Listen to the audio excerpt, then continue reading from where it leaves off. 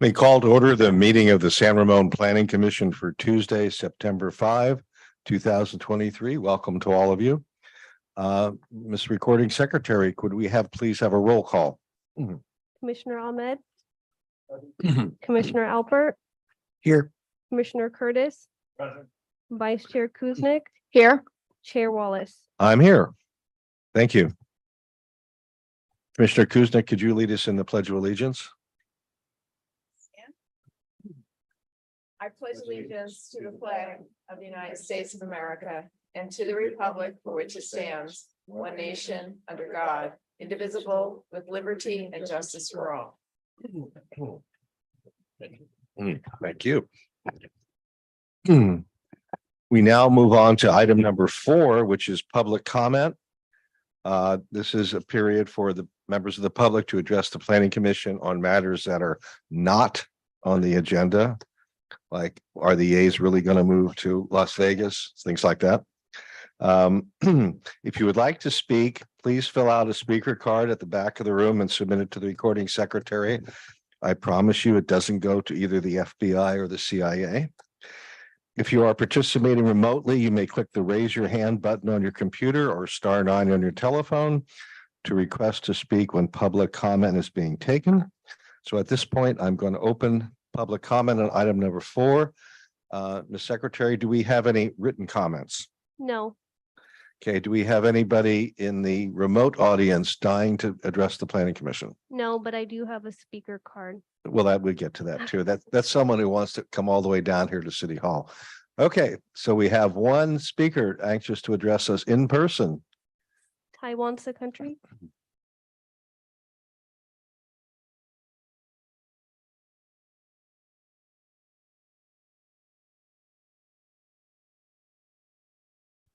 Hi, commissioners. Thank you for having me. Yes, I drove all the way down here. I'm actually vacationing and I drove 2 hours in just to speak with you guys because I care enough. After I have carefully read the entire packet, I find that it is actually very concerning that we're engaged in this revision where we're not planning for prosperity from now until 2040. There is a very specific language. Through the And- chair, these comments are on the item for tonight and Got not it. public Thank you for comment. the reminder. What I'm trying to say is, why are you here? You're not here to plan for impoverishment. You're not here to plan on a fraud. You're here hopefully to give us even better quality of life, despite that we already have above average quality of life. I wish for you, hopefully all of you have read those hundreds of pages that you should have read. This is very serious because this is like the Bible for our city. If any of you guys drop the ball and you go along without really reading specifically why we're really revising these languages, you could possibly put this city 5 years down the road. We will be not only broke, we won't be able to pay for services. We probably can't even pay for these good people who are actually revising these languages for their own demise. I ask you to please pay attention to the spirit of the entire document in all of your consideration tonight. Thank you. Thank you. And no other speaker cards? No, We close public comment. Okay, item number 5 is additions and revisions. We have none tonight. Through the chair, if we may, reorder the agenda to have item 10.1 come before item 9.1. It should be a very short item. Been a bit of a crazy day. I got it. So the proposal from staff is to deal with the gym before the general plan. Anybody? Okay. We will move item 10.1 up to in front of item number 9.1. Now we're back to item number 6, which is a consent calendar. We have no items. Item number 7, the high point of the evening, which is our minutes from August 15th, 2023. Does anybody have any corrections, comments, changes, or motions for the minutes? I'll move approval of the minutes. Okay, we've been moved to approve the minutes from August 15. I can second that motion. All right, so we have a mover and a shaker. So let's pull it up for a vote.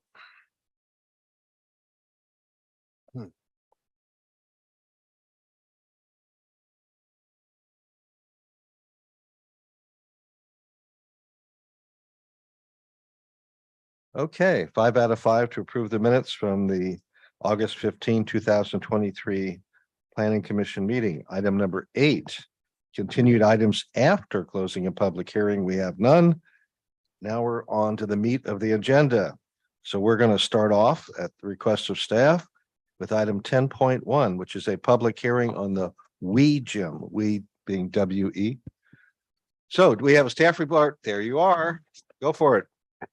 Thank you very much, Chair Wallace. Good evening, commissioners. If you can all hear me, I've been told my voice is somewhat low on this, so just let me know if you need me to speak up.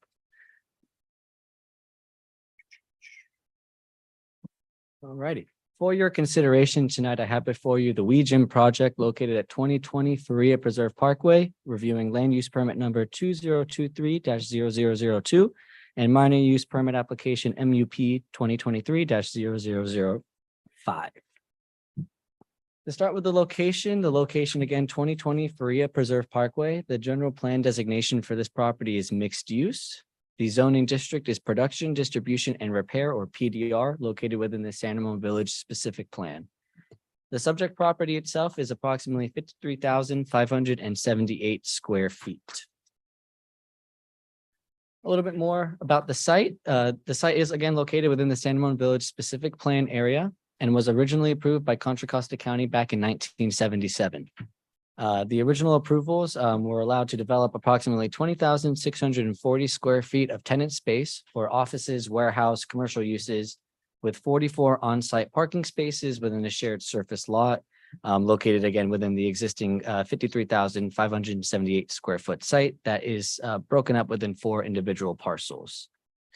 In 2018, some site revisions occurred as a result of the development of the completion of Faria Preserve Parkway, which ultimately connected the existing Purdue Road with the existing 30-foot private access easement adjacent to this property. The resulting improvements result in the loss of 8 parking spaces on site. A little bit about the project description. So the applicant tonight is requesting approval for 2 land use permit applications to establish a studio land use We Gym within an existing 5,600 square foot tenant space, as well as requesting an 18 space parking reduction of the on-site required parking approximately 34% within the shared parking lot. The proposed hours for the We Gym operation would be, as conditioned, would be Monday through Friday from 5 p.m. to 9 p.m., Saturday 8:30 a.m. to 11 a.m. and Sunday 8:30 a.m. to 10:30 a.m. Moving forward, we have the existing site plan. The northmost building is the 5,600 square foot tenant space that We Gym intends to occupy, and then the existing conditions of the site as approved. As we dig a little bit further, we have the proposed floor plan for the We Gym that is broken up into 2 separate main areas. The first of which on the bottom half is your straight conditioning and turf area, and the upper portion for basketball training sessions. So the land use requirements, so within the PDR land use district, a minor use permit is required for review of studio land uses. And the proposed studio use would be limited to a maximum capacity of 16 as supported by the provided parking study, which is supported by the city traffic engineer. To go deeper into the parking, we've created a nice parking table to help visualize the use of the space. The 3 separate businesses there on the top, as well as the proposed use on the bottom. A unique parking ratio that we were able to identify and use per the county approvals for distinguishing the difference between the warehouse and office spaces, which totaled approximately 35 parking spaces of the 36 on-site total for just the existing businesses. The proposed business We Gym by city code will require 19 parking spaces, thus pushing the code requirement to 54 spaces. Moving further, the use permit review is required for parking reduction requests greater than 25%. Again, the existing businesses on site account for 35 of the total 36 parking spaces within the lot as of today. The proposed business again will require 19 parking spaces, raising that total required number to 54. Per the parking study reduction, the parking study conducted on Wednesday, May 17th and Thursday, May 18th of 2023 by Hexagon Transportation Consultants concluded that 16 students per hour for the 4 proposed hours of operation during the weekday of 5 p.m. to 9 p.m. Monday through Friday would result in the total site demand that would be approximately 35%, all but one space or 97% of total demand during the given time. And again, the city traffic engineer is in support of the provided parking study provided by the Hexagon Traffic Consultants. So tonight, staff recommends that the Planning Commission receive the staff report, open the public hearing, discuss the subject applications, and if appropriate, adopt Planning Commission Resolution 10-23. With that, that concludes my presentation this evening. I'm available for questions. We do have Chanel on behalf of WeGym here this evening, as well as looks like some others now with us to help answer any questions. We do have the city traffic engineer, Deborah Fair, via Zoom, should we have any questions for her as well. Does the applicant want to make a presentation?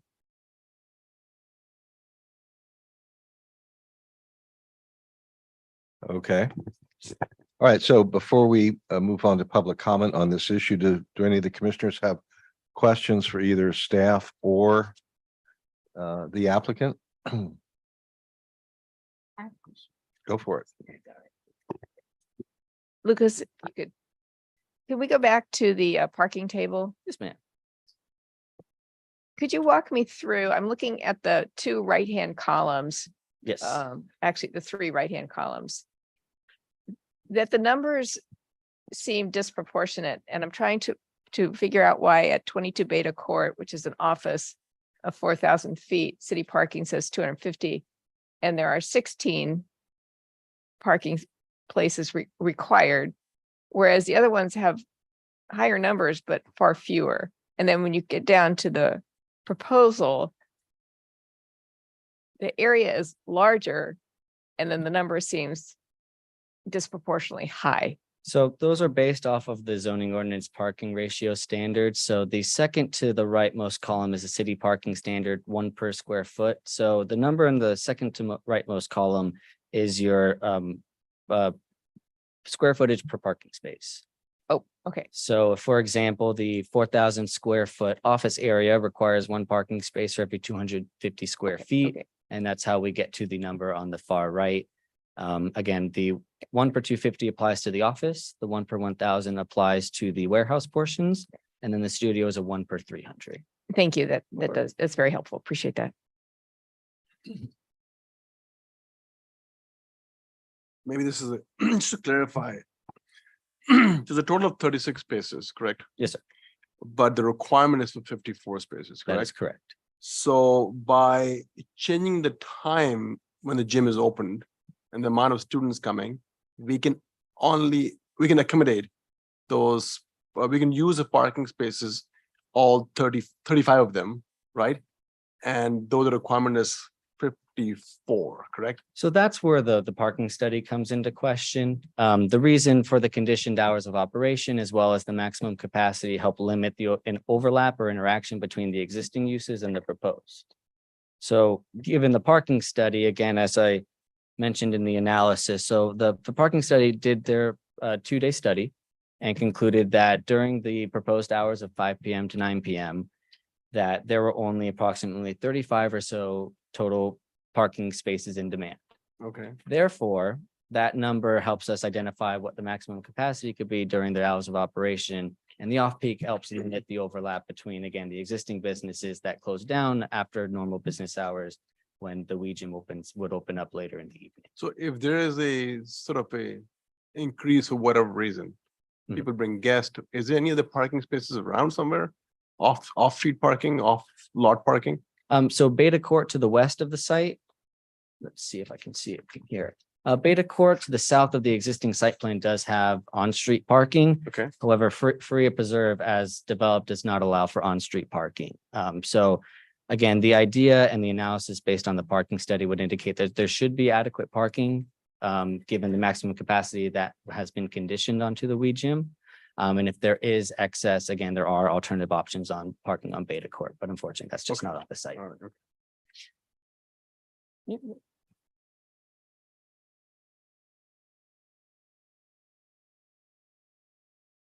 Hang on, if you're going to address us, unfortunately, unless you can really project from the audience, you need to come up here. Also so that we can record what's said as evidence. I'm half deaf anyways. That too. I'm the athletic director for girls basketball at St. Joan of Arc in Center Mountain Church. I'm also a coach for local Wolfpack and Sports Academy. I send my players to We Gym and I'm a trainer at We Gym. So I just wanted to clarify the businesses around us close right when we open. So they would close around 5 and we open at 4. So the overlap is an hour. And the study covered that the parking was adequate. And it also covered had we increased our students, it would also be adequate, right? I think there's a section in the doc that covers that. Right? Yes, so the intention for We Gym, again, the 16 at any given time is the maximum allowed via the parking study. Mhm. That is not necessarily saying they will get to 16 every time. There could be, again, it's a small space, and as Kay had put it, oftentimes they may have individual one-on-one training or small group training. They may not hit 16.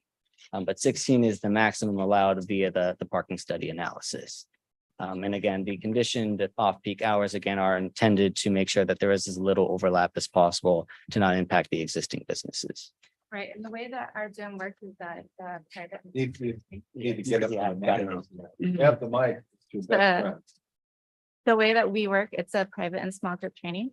So it's for youth. So it's a lot of the parents, it's a small gym. So we ask the parents to just drop off and come back and pick up. So there's not a lot of like parking and loitering and waiting for the kids to come out. Mr. Alpert. I do have a question. So when I went over and visited, it looks like there's a lot of commercial trucks that park there.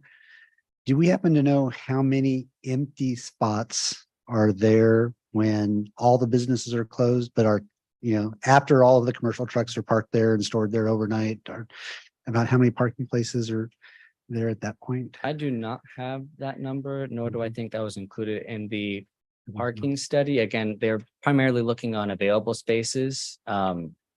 It's something that we can look at, but again, the primary analysis of the parking study is to verify that given those hours of operation, would there be adequate for the required Right, need for right, regions, 'cause which again in- is why we limit them to a 16. Right, because in general, shared parking is when you have different businesses that, that in this case, there's different businesses, but there's also one business that leaves all their commercial trucks there overnight. So I just was curious, but it sounds like the parking study confirms 16 students translates into the proper number of parking places that would be Right. available, even when the other businesses are closed. Is that correct? Yes, so as mentioned, the analysis is quick to indicate, almost word for word that, as they analyzed, 16 was the number that they identified that would get you to the maximum feasible extent possible for parking demand, which again gets you to about 35 vehicles used up in a lot, or 97% capacity. And that's if for, against what Kay had mentioned, if everyone's driving themselves and deciding to stay during that hour. So that is the maximum extent possible allowed, given the hours of operation and the parking constraints Okay. on site. Okay, another question, not so much about this business, but about shared parking in general.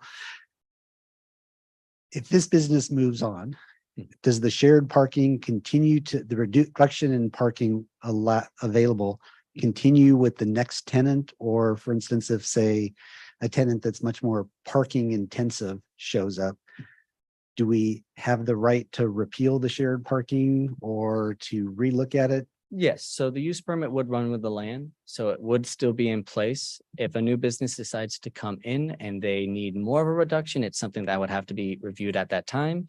Or if they were able to meet their parking demands with the reduction already in place, then again, that would aid them. So it is something that can be revisited whenever we Okay. need to, if a revocation process is required, or something more intensive and we just want a clean slate, we can also do Great, that. thank you. Thank you. No other questions? Commissioner Curtis. Yeah, just two quick questions. So the first question I have is there precedent already set in our city that allows this type of shared parking that you can give us an example of? Not that I would be able to give an example of, but I defer to my colleagues. Sure. There's actually quite a number of shared parking examples. The one I'll throw out that's easy to remember is the City Center Hotel. All the parking for the hotel is across the street in the parking structure of Bishop Branch 3. And that was approved under a shared parking concept, given that the office uses are typically daytime and hotels after hours and weekends. Also, City Center proper has a overflow parking to the parking structure to the north. And again, it's a pretty common thing. A lot of the churches have it because their times are after hours, weekends kind of thing. And so it's just really a matter of the operational characteristics of the uses that are combining and sharing parking. So there is precedent. We're not setting it as of tonight. Absolutely. That's what I want to make sure. And then I did have a second question. So between the hours of 4 and 5, and you said your gym opens at 4 o'clock. I'm also someone that coaches youth sports, so I know that parents love to drop their kids off early.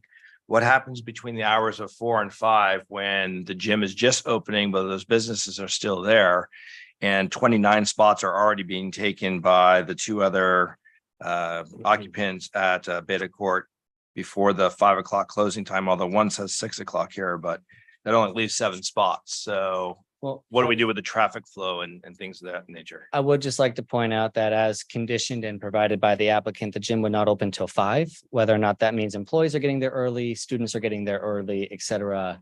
There might be additional overflow, but again, that's what we accounted for in conditioning the businesses and the hours. So we are running the risk of a slight overlap. But again, the primary hours of operation for the business would start at 5 p.m., which would then reduce that overlap as best as we could. If there are existing workers lingering around or working late. But again, that's just a risk that we unfortunately, without conditioning them further into the evening, would have to deal with the existing site. Through the chair, just to expand on that, it's also an obligation of the applicant to enforce the conditions of approval. So they're under a requirement to make sure they're not creating problems with the adjacent area. So through code enforcement issues, or if we get notification of problems, it will be worked through and resolved in a suitable fashion to keep them in compliance with their conditions. And with that said, I will also point out in your draft conditions of approval, we did include a condition to have them come back in 6 months before the zoning administrator for a compliance review, just to verify that everything on site is working as expected. Again, given such a request, it may work on paper, it may look fantastic, and we just want to verify that 6 months down the road, just to make sure that everything that we intended to have happen is happening properly. Yeah, and the reason I ask is because if parents are dropping their children off, and I'm assuming they're up to 18-year-olds through high school, is that correct? All the way down to elementary school, right? As people are exiting from the businesses and these kids are being dropped off, maybe running across the parking lot to get to the gym and so forth, I'm just thinking of safety concerns of that crossover for that hour. So I just want to make sure that we're making, having concern for the safety of the occupants, not only that are there, but also that are going to be going to WeGym, which I fully support is a great idea in terms of utilizing the shared parking. Mhm. However, I just want to make sure that the safety is taken care of at that point. Absolutely. And we can revisit safety concerns or additional conditions in regard to signage or traffic circulation, et cetera, if we want to make sure that there are additional steps being taken to ensure the safety for pedestrians. Thank you. Is Ms. Fair on the line? I don't think she's in the room. No, she is on Zoom. I am on Zoom.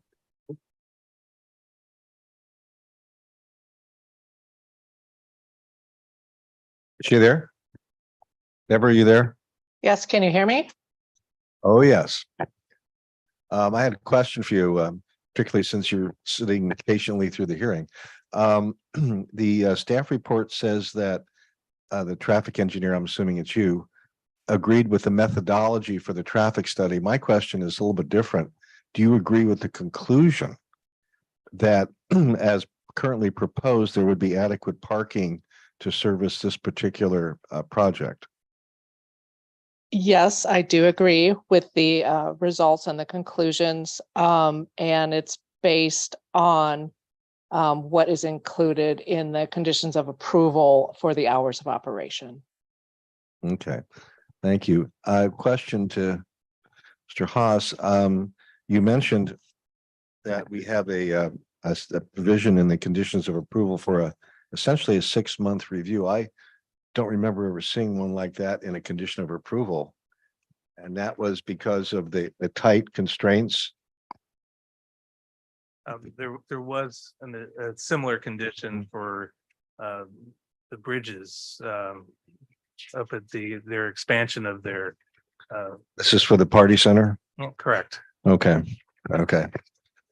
Okay, I just hadn't seen that before. Maybe it's just because of the size differential between the 250 parking spots over at the bridges and the 16 here. Okay. All right, that's all the questions I have. Now, did that raise any other questions from any of the commissioners? I would like, piggybacking on Commissioner Curtis, I think there's a safety risk thing we need to address. We should look at it carefully. High schoolers, kids don't think like we do. And, this is a real concern at 4:30, 4:45, and kids running around and people are backing out of their traffic spots, parking spots. We should address that. We need to, We'd be more than happy to Yeah. address that. Yeah.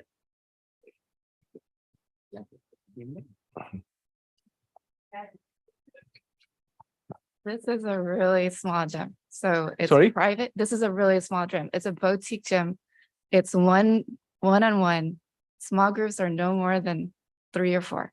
So the kids that are coming in and out, it's minimal, right? And the businesses there are, how many spots are there total? There's not it's not a whole lot of traffic. And just so you know, right by us, there's exactly a same setup as us. They're called Triple Threat. You might have heard of them. They're right on Veda Court, same setup, same hours, except their business is bigger than ours, right? We are a boutique, private, one-on-one training, small group. Just yeah, like but that. one kid is enough. It doesn't matter if it's boutique, whatever. We like to see what safety concerns we can address, in my opinion.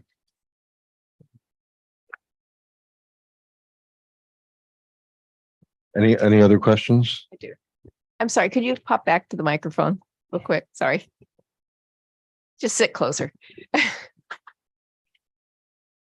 So to piggyback on Commissioner Ahmed's question, so are you anticipating that the parents would simply drive up and the child will pop out of the car into the building? Or will the parents need to get out of the car, sign their child in, and then return to the car? Basically, our parents, for the younger kids, will park, walk their child in, and then leave.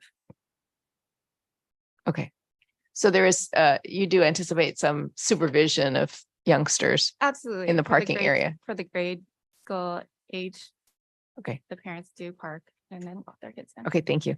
So one thing how you can ensure that is to make sure that let parents know that they cannot be at the premise before 5, Mhm. show up after 5, sign in, and your classes start at 5:15 or 5:20, whatever, Mhm. after the time needed to sign them in, Absolutely. so that there is no overlap. Yep. That's one way to address this. Any more questions or, okay. All right, thank you. I am going now to open this part of the hearing for public comment. First of all, do we have any written public comment? Not for this item. Okay, do we have any members of the audience dying to speak? No hands raised on Zoom, but I do have a speaker card. Okay, I'm assuming that is our speaker. All right. Taiwan's the country. Thank you. I'm not dying to speak, but I would like to speak. I'm wondering if, should the projection, surprisingly, doesn't fall within our expectations, meaning that we have a off number estimate of the traffic around there. And then comes at the end of summer saving time, it will be dark. And then Thanksgiving shopping time starts. It sounds like it's really close to Costco. Like, is it close to Costco area? No. Okay. My concern was just that, will it spill onto a major street, causing a knot somewhere? But if it doesn't, it's not gonna be like that, then maybe I misunderstood the location. Then my next question then is, if there's any residential HOAs around, do we notify those HOAs? And maybe they currently have residents who park there. Are they notified if they have a chance to, sort of give their grievance or objections? Those are my questions. Thank you. Okay, we have no other speaker cards, no other people in the audience, and no written. Okay, I'm going to close public hearing. Okay, commissioners. It's now the free for all. Who would like to talk first? I understood that some people were concerned about the traffic around 5 p.m. Does anybody want to propose something to deal with that? Or do we do it this way? We have a procedure where we review this no later than 6 months after the permit's issued. That would provide an opportunity for the zoning administrator who gets the report to decide what to do, if anything, at that point. So the question, I guess, that we've talked about is, are we willing to just let the zoning administrator handle after 6 months? Or as opposed to trying from the DS, write some type of additional condition of approval? Commissioner or Chair Wallace, I guess it's maybe a question for staff, and I appreciate the 6-month review. I think that makes a lot of sense. Prior to 6 months, could you talk about what typically would take place? We're a little concerned about traffic or circulation or parking. What typically would happen in the next 6 months? And does the city typically gather data on their own, or could you talk about the process, but once it's approved, to kind of check in to see how things are going? Well, yeah, over the next 6 months, as per the condition of approval, the city would keep an eye out for any notifications of police reports or code enforcement violations via citizen complaint. And that would again be added into the hours of operation consideration and parking data. Additionally, again, it does require the applicant to submit a written report to the zoning administrator documenting their progress over the last 6 months and addressing any concerns that they have for the site. So primarily we're establishing that in the first 6 months, we want to see if there's any issues that are raised to the city, if there's any obvious or blatant issues, anything that we notice as residents within the city as well. And that would go towards consideration of the 6-month review. It's largely complaint driven or third party reports such as police accidents of sorts, is that's the typical process? Yes. Okay. I want to think about this for a second. Okay. Anybody else? Yeah, I would just point out that the brunt of any inadequate parking is probably going to fall on the businesses that are on that same location. So if they find that they're being aced out of parking spots, I would suspect that the city will hear about it probably right after they talk to the applicant. So if it's a real problem, it'll bubble up probably fairly soon, I would guess. To your point, if I'm looking at the map correctly, and I did check this, it's right next to where we've approved Camp Bow Wow.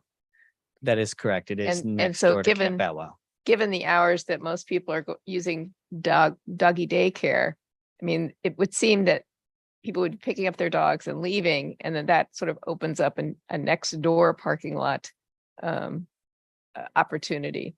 I'm just looking at what's around there, same as on the backside of Beta Court. Backside, I don't know if there was access from Beta to the front on that piece of property. It's a unique layout. There's a one-way in from Beta Court. It's a one-way aisle, and then there's two-way traffic onto Freya Preserve Parkway. So there is access from Beta Court. Okay. You can go in one way that way. Okay. But you can't go from Freya Preserve Parkway onto Beta Court. You could, but the parking lot's not designed for that. So that was my thought. The only, the question that I had really had to do more with the popularity of a business like this. I think the 16 number is low.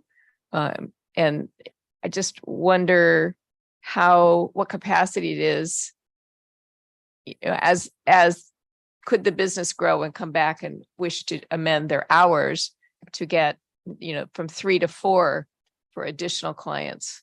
That is something to consider, and I can let the applicant if they'd like to discuss that, but that is also something that was raised in our initial discussions. It is a limited space. The size has its constraints. And based on conversations, again, their ideal goal Kay had mentioned is it's boutique, it's going to be small. If there is popularity and they need to grow the hours rather than the capacity, that is something that can be discussed during that 6-month compliance review to see what could be possible down the road. Okay. But I'll let the applicant if they have any. I would just say as of now, no, because we all have daytime jobs and so Fair enough. going any earlier would be really hard for any of us. Good enough. That's a valid reason. Okay, so at this point, what I would propose to do before we decide up or down is at least go over the resolution number 10-23 and see if we have any changes or corrections we want to make on that. So if we could turn to packet page 90, and we'll start from there.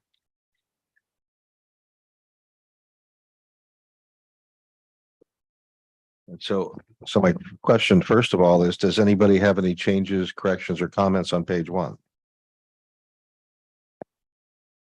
I have one. And it's on the first line. Somehow in October of 1977, I don't think we approved this project because the city of San Ramon didn't exist at that time. I think that the proper permitting authority was probably the County of Contra Costa. Actually, the San Ramon Valley Area Planning Commission was the county planning commission that their district was San Ramon Valley area. So that is correct. It should say area. Okay. If it doesn't, that's a typo, but it's It this does say area area, in San yeah. Ramon. Okay. Area. Just so we're clear, it wasn't us. I actually used to staff it for the county for 10 years. Okay. So do we have any, let's move to page 2 of the resolution, which is packet page 91. Anybody have any changes or corrections or comments? Okay, let's move on to resolution 3, page 3, packet page 92. Any corrections, changes, or comments on that page? Hearing none, let's move on to page 4. That's packet page 93. Does anybody have any changes or corrections to that? Okay. I'm guessing that we don't have any changes to page 5. Okay, let's move on to exhibit A to the resolution, which is packet page 95. Do we have any changes, corrections, or comments on exhibit A, page 1? Hearing none, let's move to packet page 96, which is page 2 of the conditions of approval. Anybody have any changes or corrections on that?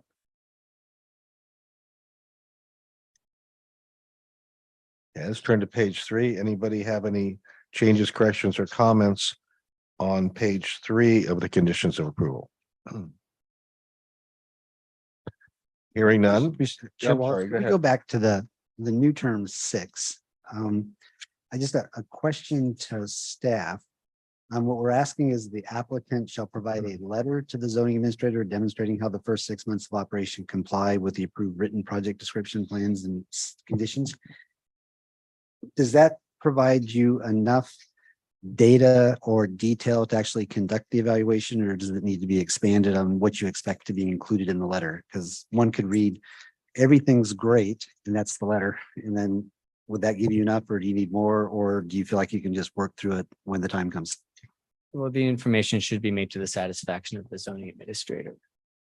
Yeah, we can work through it. The time comes as we receive any code complaints or reports. Those will be factored in. And once we do get the letter, I typically do have staff go out and kind of monitor the site for a few days, kind of take a couple, at 5 o'clock and just on a few different times, few different days during the month, just to kind of see how it's going. Okay. But So- yeah, we will monitor once we receive it to verify information. So as written, it gives you plenty of authority Oh, yeah. to get what you need. Great. I can That's all answer I as wanted to much as we need. make sure. Good, thank you. Okay, so it would be an appropriate time if someone wanted to make a motion to adopt the resolution 10-23 with associated conditions of approval. I move forward to allow 10-23 to go forward. I can second that. Okay, moved and second to approve resolution 10-23. Now we move on to the vote.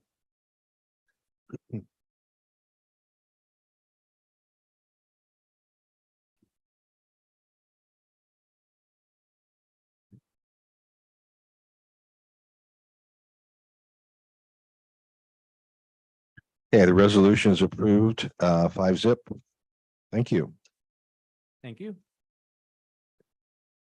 Okay, so now let's move on to item number 9.1, which is the general plan update review. We have a staff report, I assume. Hardly wait.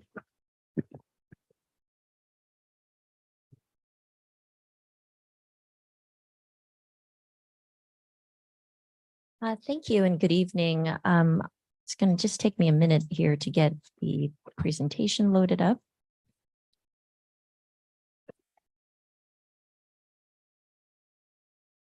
Okay. So again, good evening. I'm here this evening to present the public hearing on the draft general plan 2040 update, along with the associated applications with the project.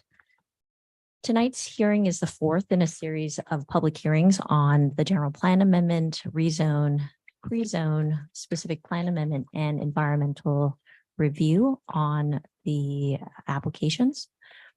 Tonight's meeting will expand on discussions that we've had over the last couple of months, starting with the joint public hearing on May 30th.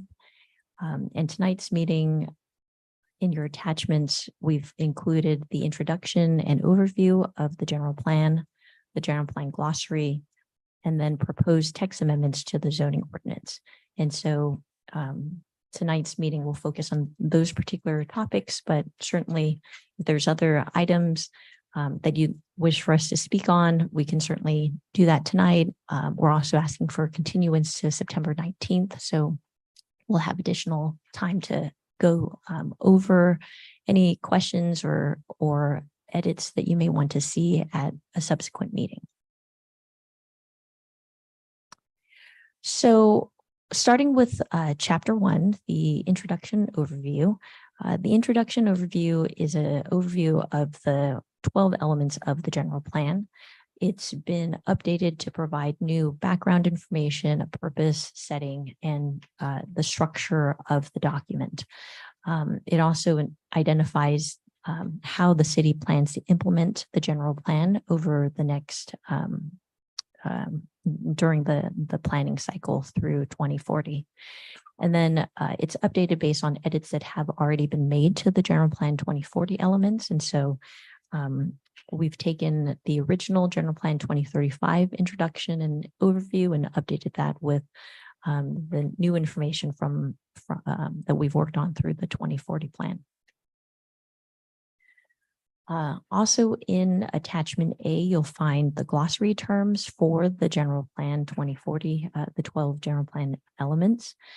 Upon updating the glossary, staff will also update the zoning ordinance glossary to make sure that both documents are using the same definitions. And that those changes to the zoning ordinance will follow not with this particular project, but we also have a follow-up zoning ordinance project that will come next year. And so those edits will then be made to our glossary once these terms are adopted. So then moving into the amendments to the zoning ordinance, in attachment B, you'll find edits to various portions of the zoning ordinance.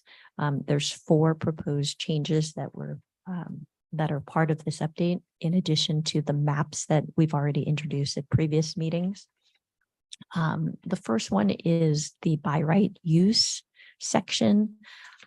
In our housing element, there's a program that requires that as part of the RENA rezoning, The zoning ordinance must be updated to allow by right approval of development projects that voluntarily include 20% of the units as housing affordable to lower income households. And so in Division D2, Chapter 1, there's a section that relates to allowable land uses and permit requirements. That's where we're recommending the by right approval language be inserted. And I just wanted to note that the reference right now in section B inadvertently left off the point 2 in the government code reference. So it should be 65583.2. And that's in section D2-3 subsection B. And then on accessory dwelling units, Housing Element Program 17 directs the city to amend the zoning ordinance related to ADUs to align with state law. And because state law has changed so frequently over the last couple of years and has been changing on an annual basis, staff's suggestion is to amend Division D4, Chapter 3, Section D4-36, which currently identifies all of the development standards and restrictions for ADUs, and simply just reference the California Government Code section rather than adopting specific development standards. That way, anytime state code changes in the future, any of our zoning ordinance will continue to be in compliance with state law. One of the key things about ADU law is that once your ordinance is adopted, you are required to send that to HCD to make sure that your ADU section is in compliance with state law. That's one of the changes that they made to state law, is requiring us to send our adopted ordinance. When the city last updated our ordinance in 2020, we sent that ordinance to the state for review. We got comments back this year in 2023. And so given just how sometimes difficult it may be to get feedback on our adopted ordinances, it seems like most cities are going this route in just referencing state code, similar to what we do currently with density bonus standards. You'll see in that section that we also, because density bonus law had been changing so often and frequently, years back, we also changed that section to refer to state law. Which then leads to our next section here, state density bonus law.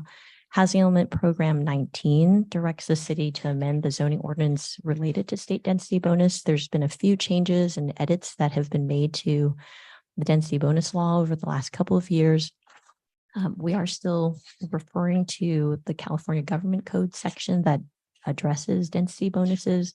There's a few additional text edits we've made to kind of just provide some clarity on why we have density bonus requirements and where you can find the standards associated with density bonus. And I should mention that locally, as a resident or somebody who's reading our zoning ordinance, what will happen is all these references will be made to state law, but we will have handouts and information guides for local residents who may be interested in perhaps adding an ADU to their property. We'll have those local guidelines that we can amend from time to time when state law changes to match what the government code says. But if this year we allow for a 4-foot setback in state law, but next year they allow for a 3-foot setback, then we'll just change our information sheets so that people can then adjust to that and reference the new section or new date on those, rather than, again, amending the zoning ordinance every time to adjust for those changes. So the last edit for the zoning ordinance amendments are the new mixed use standards. And we've had a preview of some of these standards a few months ago. Back in March, the Planning Commission held a study session to introduce the draft zoning ordinance amendments to the mixed use standards. This was the introduction of the new, replacing what's currently our mixed use standard with now 3 new mixed use standards. The mixed-use commercial emphasis, the mixed-use residential emphasis, and then the downtown mixed-use north. And attached to your staff report are the zoning designations, its purpose, land use and permit requirements and development standards associated with those 3 new mixed-use zones. And then in your staff report and in previous documents, these definitions and development standards are essentially the same as what was previously introduced that will go into the zoning ordinance. These standards match the definition. The definitions here in the zoning ordinance will match and complement the definitions in the land use element. So we have included new mixed use terms in the chapter 4, the land use element. And so these terms will accompany these as the zoning ordinance component of mixed use standards. So these next couple tables are just from the staff report here with the expected standards for each of those new zones. And then again, next steps on following tonight's meeting. We're asking for continuation from September 5th to September 19th to allow for additional discussion on the update. Our public hearings are expected to continue through fall 2023. We have released our draft environmental impact report, and that's currently going through the public review period right now. It's open until October 16th. And we're hoping that after comments have been received and addressed, we'll have final EIR adoption this winter and ultimately adoption of the general plan update and the associated applications along with that. So with that, that concludes my presentation. I'm happy to answer questions that you have. I know we have a couple of members in the audience. I just wanted to briefly introduce, we have our general plan consultant, Minter Harnish, Jim Harnish with Minter Harnish is here with us this evening. So Jim's been a partner in this process with both the general plan, the zoning ordinance, as well as the environmental impact report. So we're available this evening to answer questions. So I have a question for you, first of all. And it really is a prelude to any of us asking questions. There's really about 6 different major areas that you put in front of us tonight. 2 involve the general plan and 4 involve the zoning ordinance. So my question to you is this: do you want us to approach each of those subject matters one by one, or just do a free-for-all on anything we feel like talking about? The reason I asked the question is I know that you have to take notes to try and capsulize what we are talking about. And I thought it might be easier for you if we approach these subject matters one at a time. But since it's your note taking that we're talking about, I wanted to solicit your opinion before I made a recommendation to the rest of the commissioners.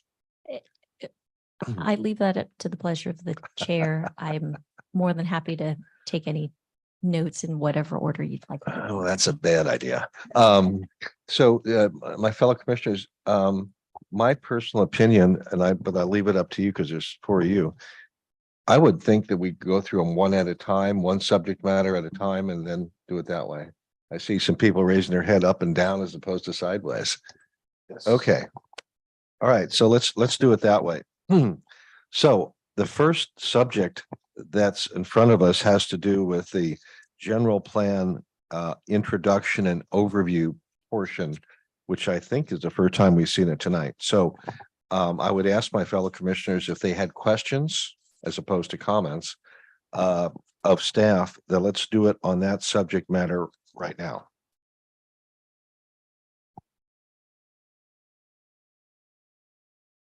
I do have a question if I can start. Please do. Someone has to. All right. So I do have a question. So on packet page 22, which I would love to be able to read the actual page that this is from, but because you were trying to test our eyesight with the 0.8 font, we'll go with the packet page. It says that the general plan should not or should be read and interpreted to effective the policies and principles stated, many statements are general rules and cannot effectively be measured, objectively be measured.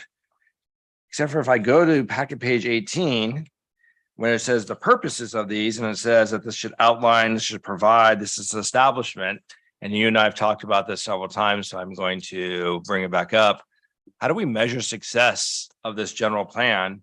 And with these key general plan purposes, would those be the measures of success, and what metrics would we put around them to ensure that the people of San Ramon are comfortable with where we're at and that we're achieving the goals that they've asked the staff as well as the planning commission and city council to get to? Because I know the general plan is, you know, a large ideology, but there are outcomes that we're trying to get to. And I would like to know, how do we measure that we're getting successful to those outcomes in this general plan? And that should be part of this section. Well, so I think that really the answer to that is, as we have done over the last couple of iterations of the general plan, how we measure implementation and success in implementation of the general plan has been through a staff effort of internal review, and then on an annual review, presenting our success with those annual reports to the Planning Commission and City Council. Each of our departments within the city are tasked with a review of the policies within each chapters associated with those departments. And some of those chapters have multiple departments that review on an annual basis together on what accomplishments have been made to each of those policies. And that annual report is prepared to gauge what additional work items may need to be added to subsequent years, and or if tasks have already been accomplished, where our next general plan update, those policies then maybe move from creating the document to then monitoring and making sure that document continues to get implemented. So we are using the annual reports as a way to measure how successful we have been in achieving the stated policies and goals that are in the general plan. Then can I suggest maybe that's actually mentioned in here, that people should seek to the annual report to make sure that we are successful on reaching our True North strategy as a city? Given that this document is probably a living document and that is updated probably before the 2040, just like any plan, we should be sure that we're hitting those metrics and saying this is where we want to be, and people should understand where those are, because they should hold you accountable. They should hold the city accountable for doing the right things and saying, this was the plan. How well have you achieved it? So we do have a package page 27, the reference to the annual report in both the housing and community development department report, as well as the Office of Planning and Research. So those are mentioned. We can expand on that as far as those reports start with review from the Planning Commission and are presented to the Planning Commission as well as City Council, and then forwarded to the respective state agencies that review our annual reports. Yeah, I guess I just want to make sure it's a little bit more clear that that's where the metrics are going to be to hold the city accountable for achieving its goals of 2040. Thank you. Any of the other commissioners on this particular subject? I had a question about the job/housing balance portion. Are we on that, or it's on page 24? Is that the introduction, right, still? Can we talk about this? Okay. Can can you take a few minutes to explain what are we trying to communicate here and how does ABAG decide, concludes that the estimated jobs to rise, like the numbers, just kind of, if you can follow, explain to me how these numbers come up and what are the implications here? I didn't follow this paragraph completely. If I'm not following, I'm sure other people have struggling also. Yeah, so one of the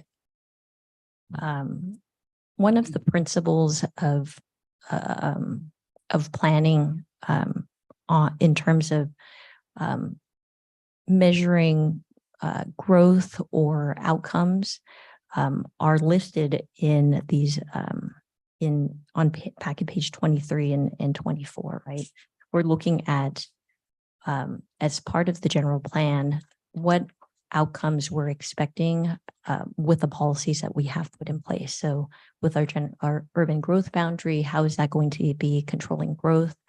How much residential development is going to be expected along with non-residential development? And then within those characteristics is this jobs housing balance, which explains that from ABAG standpoint as a region, one of the tenets of the regional measures of success is how do we identify areas where there are job-rich centers, and are there opportunities to increase housing production near job-rich centers?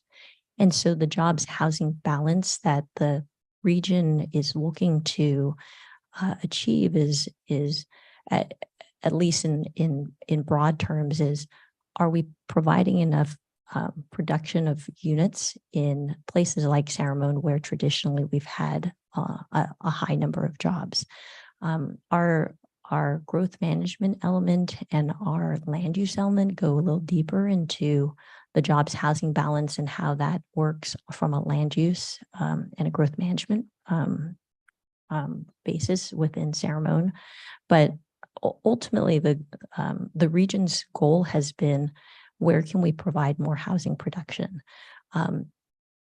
ABAG Plan Bay Area 2050's data shows a high number of jobs that are growing in our region, and 2050's plan, while it doesn't identify job growth in San Ramon, it identifies job growth kind of regionally within our area, the Tri-Valley area. And so a lot of the job growth numbers that had been provided through the Plan Bay Area 2050 were numbers pre-pandemic. And so one of the struggles of now working post-pandemic is the most relevant data that we have for how many jobs are being added to San Ramon is the Plan Bay Area 2050, which we are obligated to use the most recent available data. And it shows an increase in jobs in our area. And while we're adding additional production in housing units, there will still be more jobs in our area than there will be units because of Plan Bay Area's projection of job growth. It's one of the analysis that we provide in the general plan, but ultimately this section is saying that we recognize that job growth is increasing based off of Plan Bay Area 2050's job projection. We also acknowledge that we're adding as many housing units as we have been assigned, but ultimately job employment based on that metric will continue to be higher. The number of jobs here will continue to be higher than the number of units that we can provide. Okay. There's a typo there, but I can tell you later on if you want. Okay.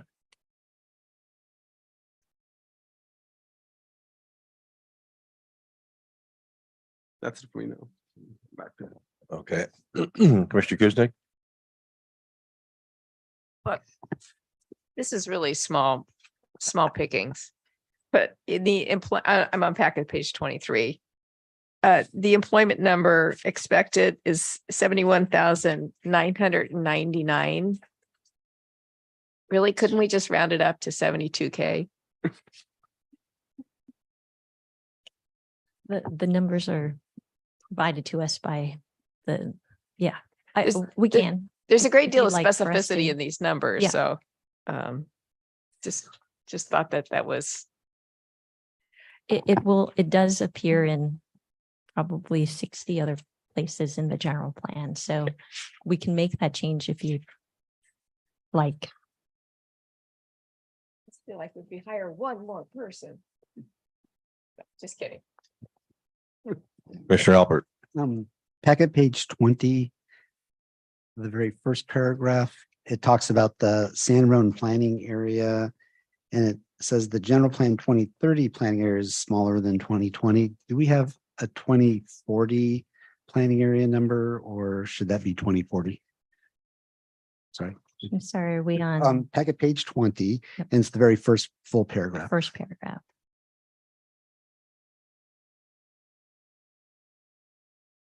Where it says the general plan 2030 planning area is smaller than 2020. So the 2030 planning area should be the same boundary limits as 2040. And Okay. So we can make that edit Okay, just so to this was recognize that the numbers, it's- the 2040, it hasn't right. changed. And then my second question, the result of the removing the upper Tassajara Valley from the planning area. Could you explain whose planning area that became when it left ours? I'm gonna pass this on. tag I team didn't mean a Debbie trick question. here. It was No, just, that's okay. yeah, just it was. left It's me hanging. one of those areas that is just in the county.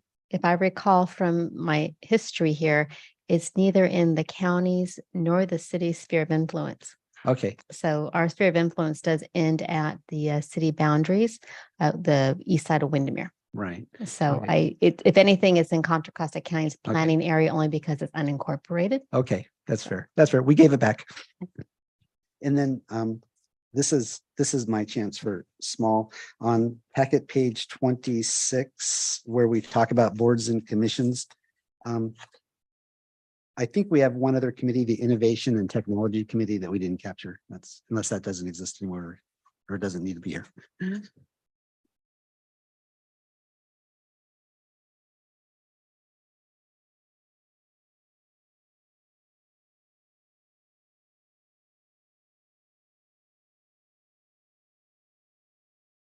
I have those notes. Thank you.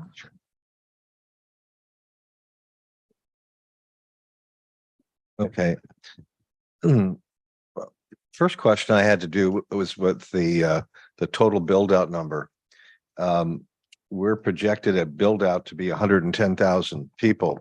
And my question is, I know we have put in housing opportunity sites, probably 6,000 or 7,000 housing units.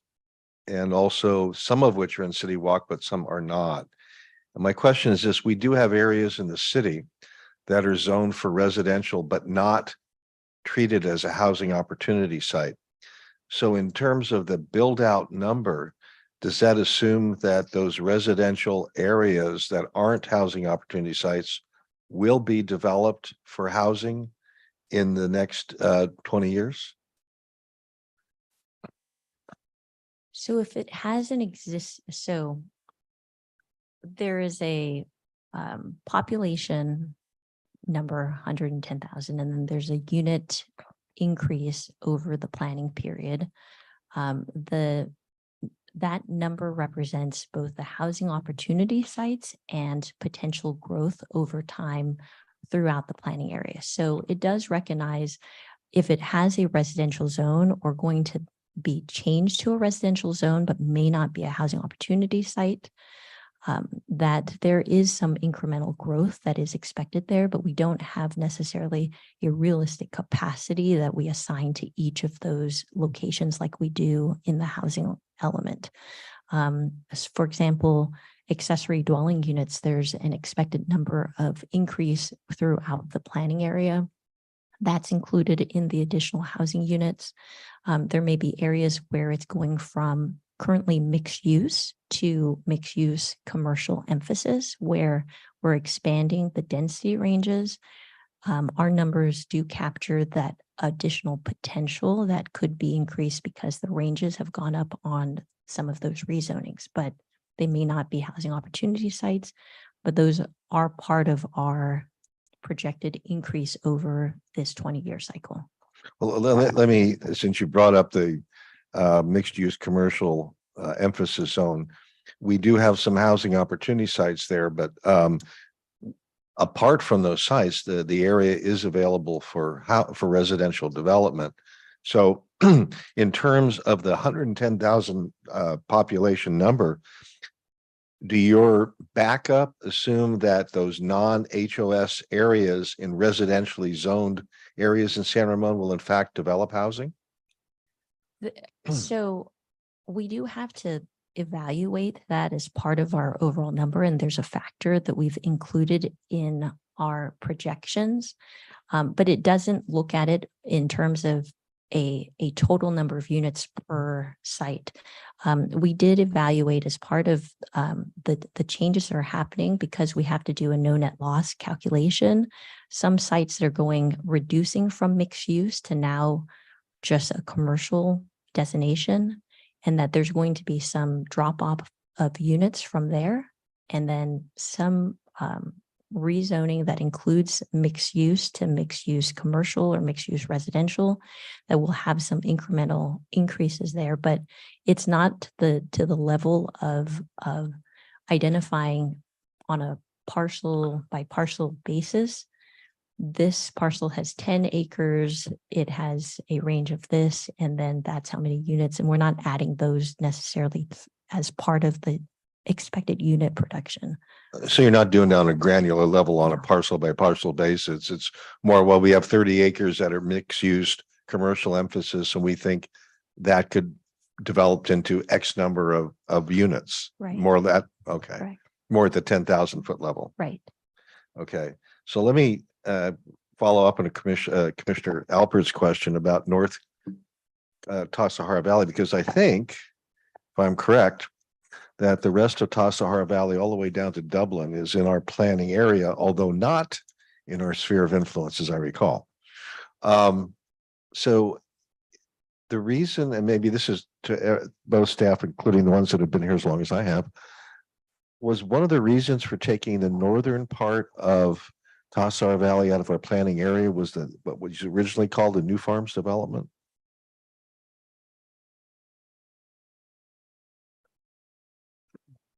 Well, there's been a couple of versions of New Farm. Right, I know. over the years. Ultimately, it was Measure W that voter approved change that had to scale back that sphere of influence. Because at one time there was the East Side Specific Plan concept that had been floated. And that included planning out Tassajara based on the city's interest as opposed to the county's. And that was not supported by the community. And so we ended up scaling back the sphere of influence. Now, the planning area still is a legitimate interest for us in terms of what happens there because we're adjacent. And so we still pay attention to what's going on there and monitor what's going on through the county. Yeah, I'd love to Camp Parcel give us everything at some point in time. Sure. Okay. I wanted to follow up on Commissioner Ahmed's questioning about the jobs housing balance. I've always felt that on a citywide basis that the idea of a jobs housing balance was basically absurd, because it assumes that the people who work here live here, and that's never the case. That's never the case. And so to talk about a jobs housing balance in San Ramon is ridiculous. People live here, but they work in places like Silicon Valley. My son, who lives in San Jose, his supervisor lived in San Ramon, and he commuted to Sunnyvale to work at Lockheed. So on a regional wide basis, maybe you could talk about a jobs housing balance with a semi-straight face, but I just find it insulting to deal with that concept on a citywide basis. I know it's in our plan. I know that all the regional mucky mucks want to talk about it, but as far as I'm concerned, to talk about a jobs housing balance for the city is silly. It's about the same as talking about a jobs housing balance for Brentwood. You've got areas in East County that were all farms and now they're all tract homes. But you have commercial out there, yeah, malls you do, but there's really no major development. That's not how the market works in terms of housing and jobs. So, I'm venting a little bit. I know I'm not asking you to take that out of the general plan. I'm just telling you that for practical purposes, I tend to ignore that. And I had the same comment here, but I don't feel appropriate with my tenure here to say that, but thank you. That's all right. You're among friends. Two more questions on this general area. The first has to do with Chevron Park, and I'm sorry, I don't call it the Orchards. I call it Chevron Park. For purposes of the general plan, that's still factored in as office administrative right now? That's correct. Okay. All right. Now, so my semi follow-up question on that is, if Chevron Park gets built out the way some people have forecast, that's an extra 7,500 to 10,000 people. That would be in addition to the 110 that's in our general plan? That's correct. So if you were just to redesignate the 91 acres and simply just change that to allow for residential, and then based on the preliminary applications that have been filed for that general plan amendment, there's an expectation about 2,900 units within that plan, within that project. 2,600, somewhere around there. Yeah, something like that. Well, it's 28? 2,600 that's associated with the 91 acres of the office park, Chevron Office Park.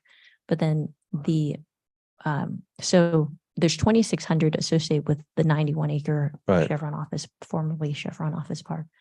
But we've previously discussed the DMU South area.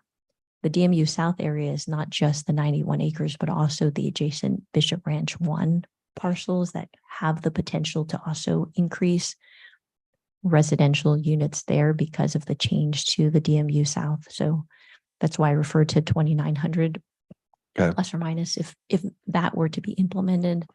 You've seen some of that introduced in the draft environmental impact report as far as the analysis of potentially what that alternative may look like and a couple of different scenarios of if we were to include that, how many additional units and reduction of commercial and jobs, et cetera, would be associated with that change, along with the other analysis of potentially redesignating mixed use sites to be retail shopping that's currently mixed use to convert those to a retail shopping. So there's some analysis in the alternative section of the environmental impact report if you would like a preview of that.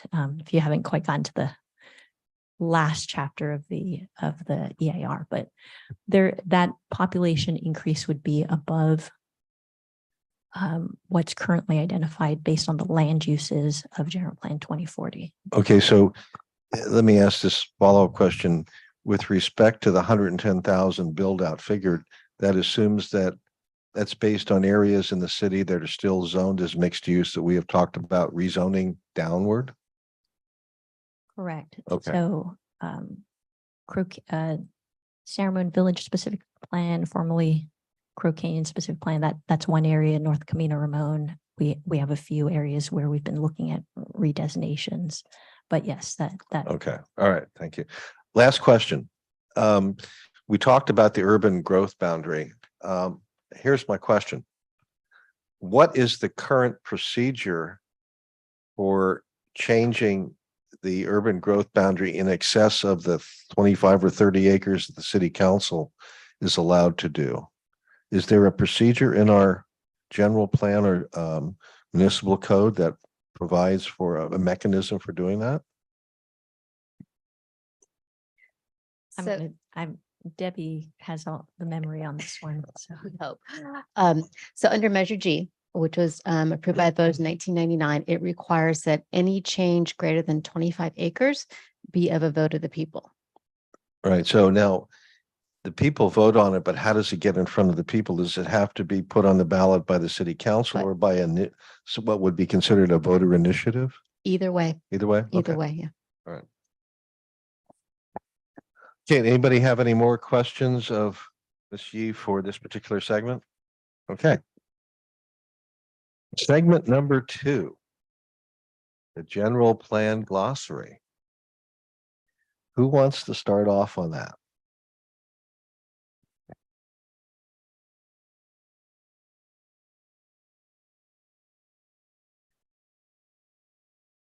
No, I was going to wait because I spent yesterday going through the glossary and writing down my comments and a memo as to why I thought it should be changed. And I know that staff has had that.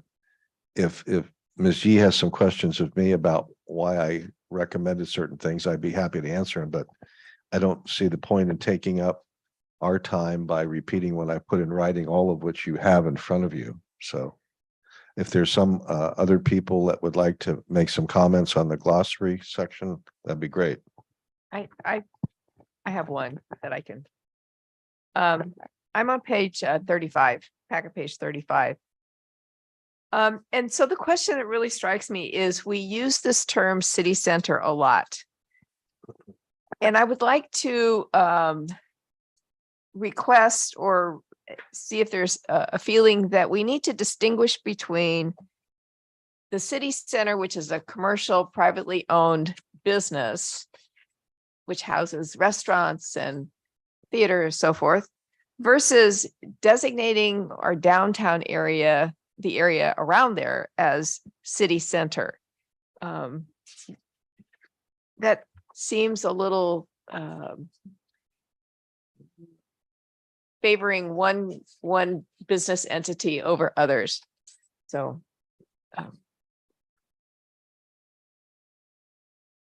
it pops up in this section, and we use it kind of. It's much like the difference between using Kleenex instead of tissues. I mean, it's a brand name, but we use it as a generic name. City center is becoming a generic name when technically it is one owner's business structure.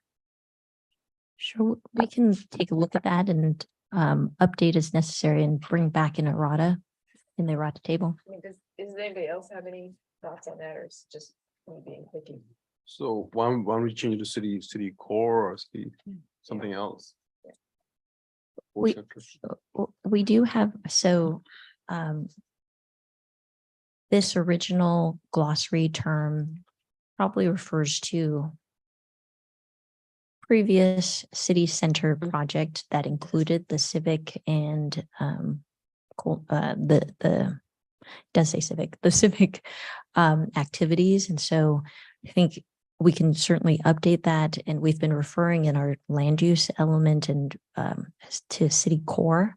And so there can be some updating that distinguishes, there's a city center project business area that's not to be confused with what we refer to in the document as the city core, and we can provide a definition for that.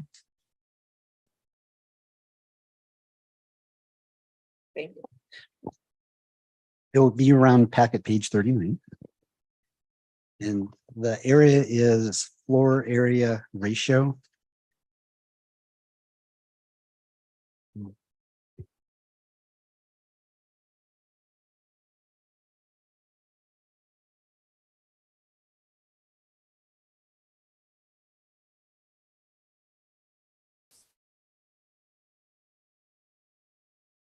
Okay. Yep. So, and maybe I don't quite understand FAR because I've asked before. FAR is a both residential and non-residential concept. Is that correct?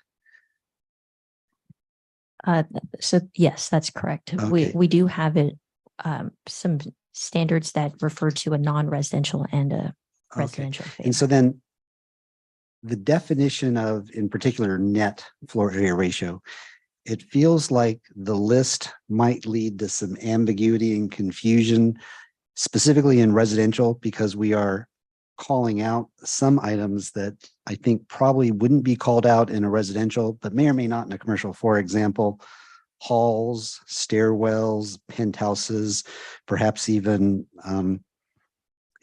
balconies and decks. Those might be considered legit floor space in a residential project, but perhaps would not be in a commercial, although I don't know. So maybe we can take a look at that section just to make sure we don't mislead somebody about how, because we do have standards back in the tables of a minimum FAR, and if they're allowed to subtract things away, they get to where we're telling them to, but perhaps they're subtracting out parts of the building that may not be appropriate. If that's my comment wrapped around a question. Sure. So the term penthouse, when used here, it means more of a mechanical equipment area. It's not a living penthouse, as one would think at the Oh, top of okay. a grand structure. It's a Got it. Okay. functioning mechanical room Oh, of an office okay. building. Okay, Yeah. so in a commercial sense, that makes Yep. sense. Yeah. Well, Okay. then it should be defined as such, because penthouse in common ordinary parlance also refers to a living area on the roof. My older son had a penthouse, and it definitely was not HAVC. Okay. Anyways, like that was sort of the area that I thought might need a little bit of clarification, just so it doesn't lead to accidentally subtracting parts of a house that we don't necessarily want them to.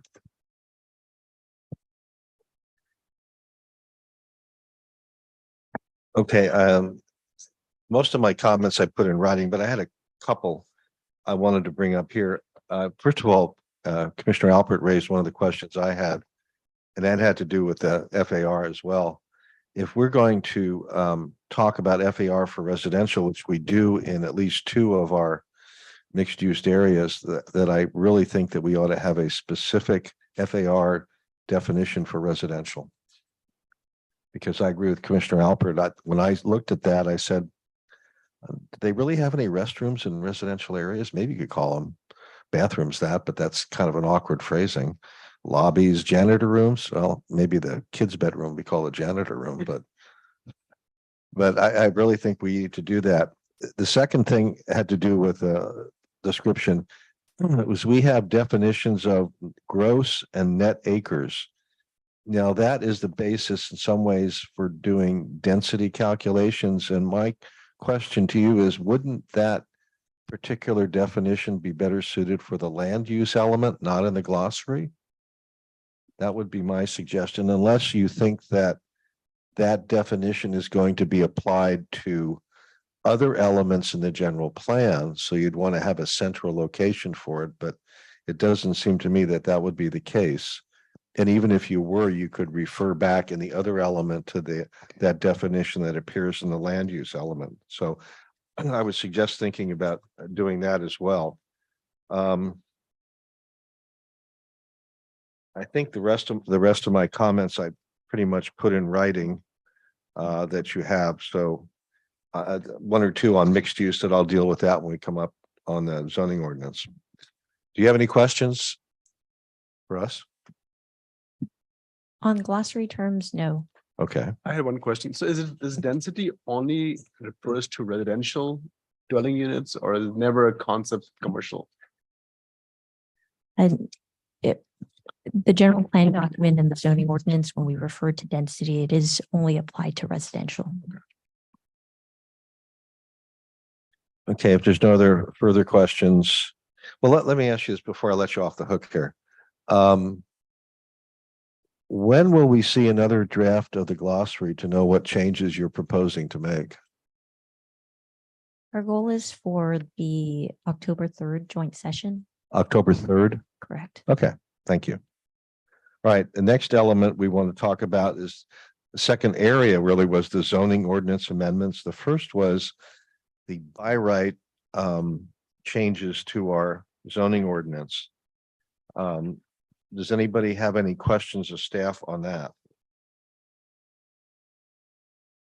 If you could explain to me, what does by right approval means? Because when I read this, I am confused. Can I make a suggestion? Yeah.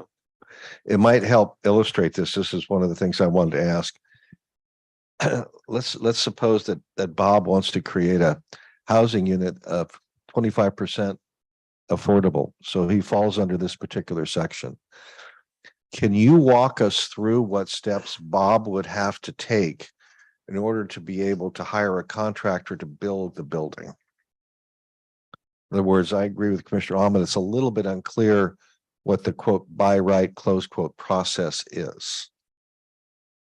Sure. So this is in, this is associated with a change to state law that happened a couple of years ago. And I think I mentioned it's AB 1397 in the staff report, but in that section or in that state law, one of the requirements that was obligated to cities was if you didn't have adequate zones in your city to accommodate your regional housing needs allocation, and that the rezoning did not occur within before 2023, that before we adopted our housing element, that any development application that has 20% or more units that are offered as lower income units. So let's say Bob's 25% project or Sally's 100% residential lower income project would, if they're proposing that development in on a housing opportunity site that's been identified in your housing element, that those projects, if it does not require a subdivision, can be approved essentially ministerially without any review of through a discretionary review process and subject to public hearings and before the Planning Commission and findings having to be made on the basis of how we typically approve development plans.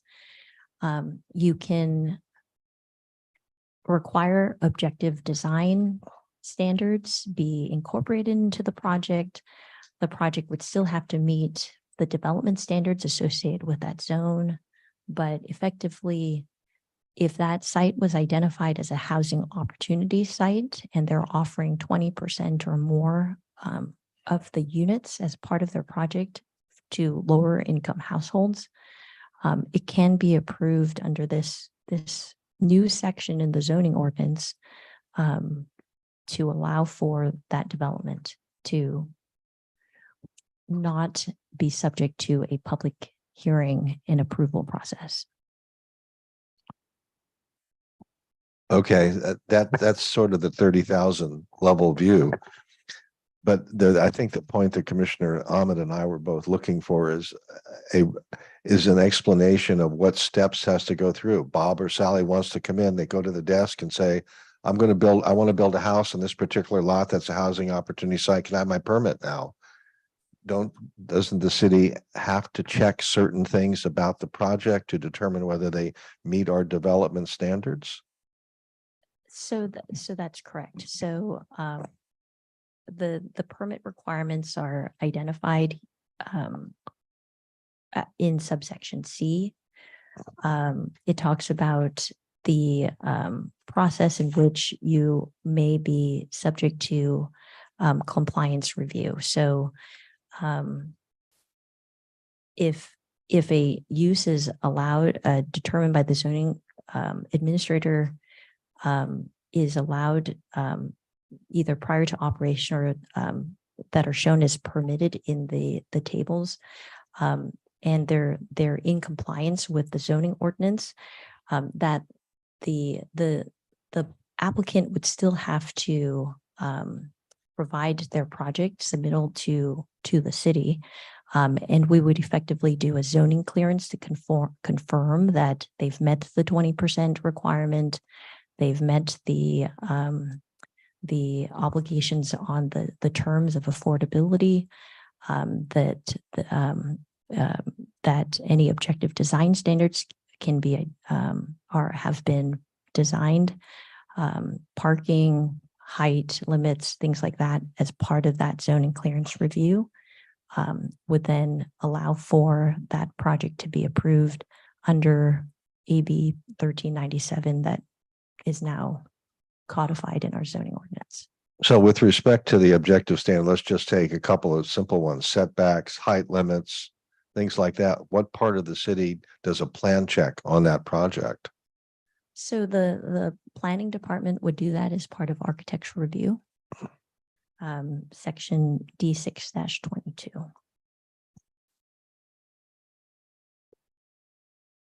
Okay, well, so what you don't have is the right to do a quote discretionary review is the architecture really sucks. It really looks bad. Your colors are awful. City doesn't get to talk about that.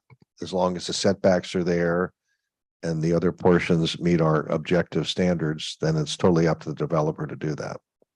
Yeah, I would say sucks is a subjective Yeah. term.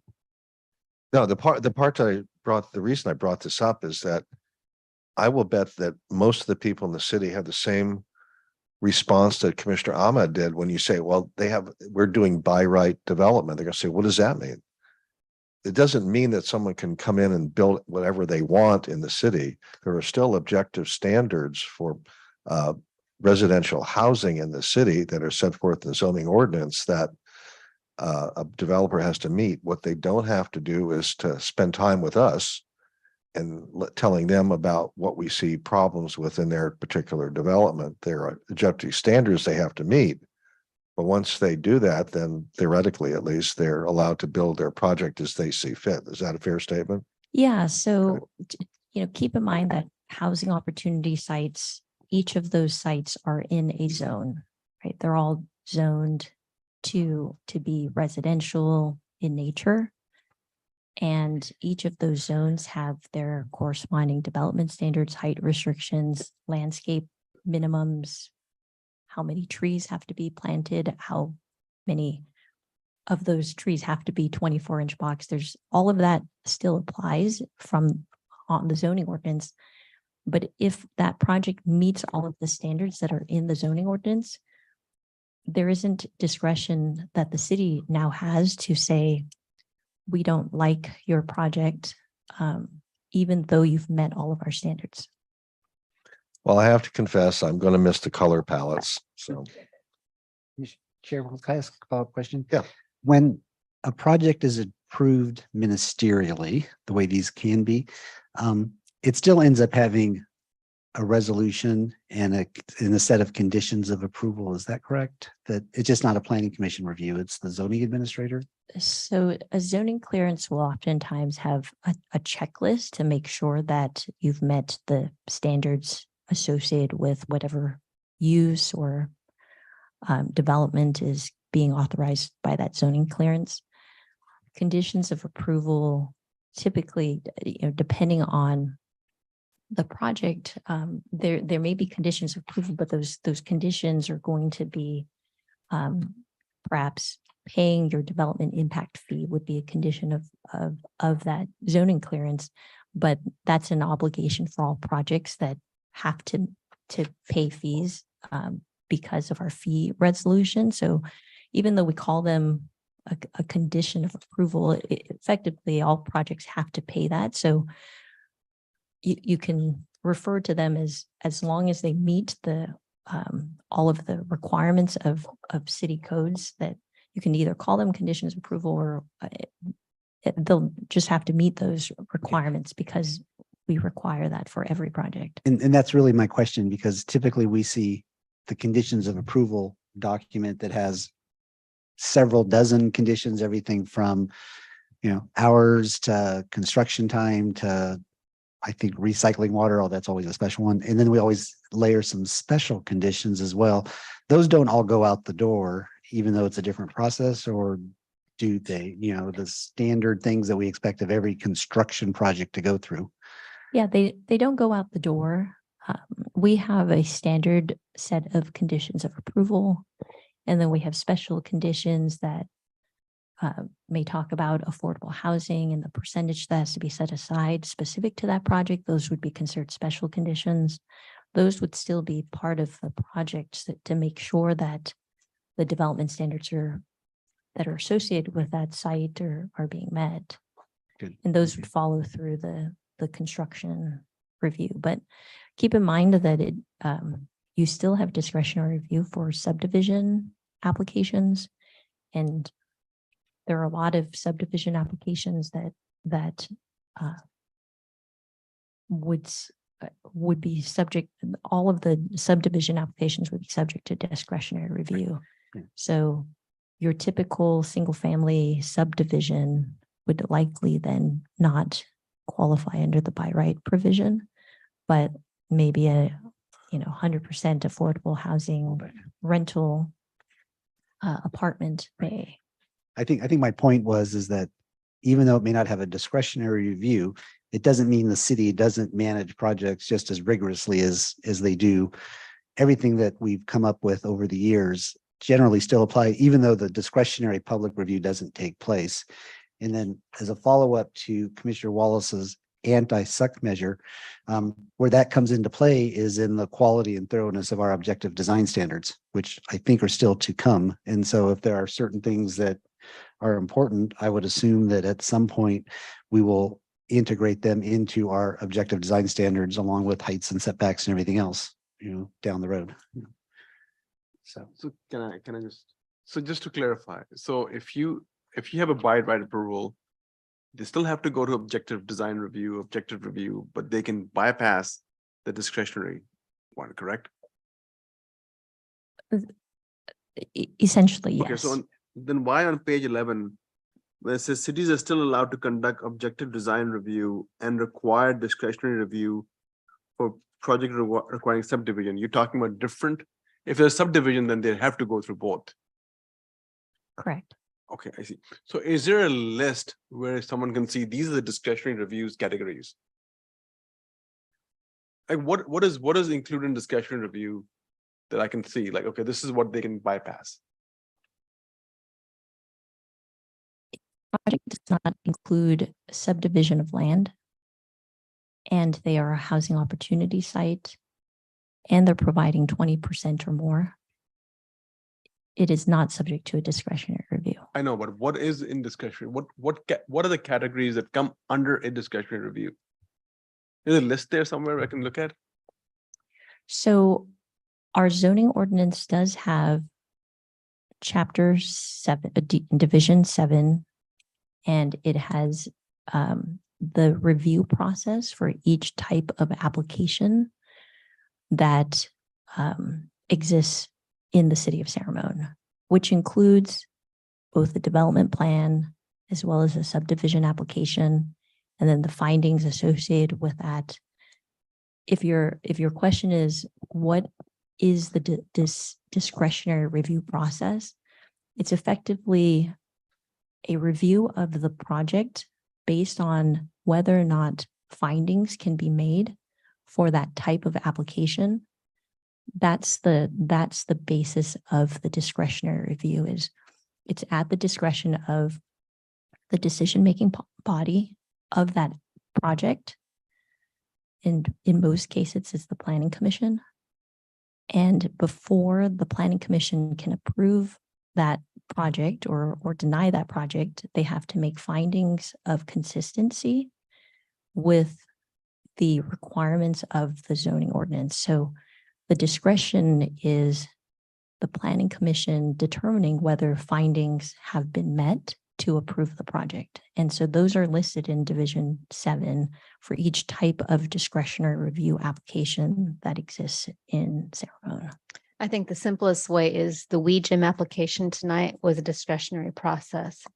Under the by right approval, a rental property, an apartment property that is rented with 20% affordable housing would be by right.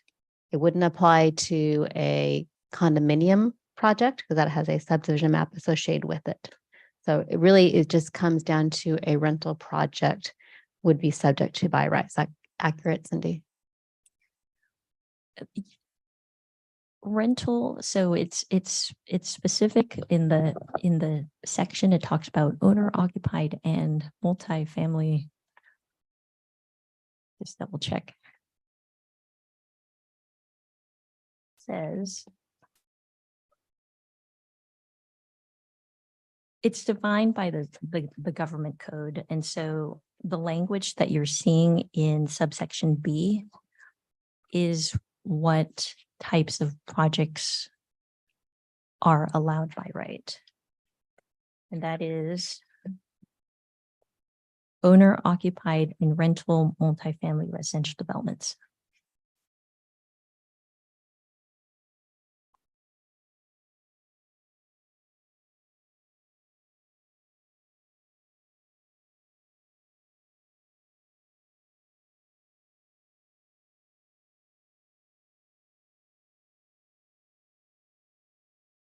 I had one last question.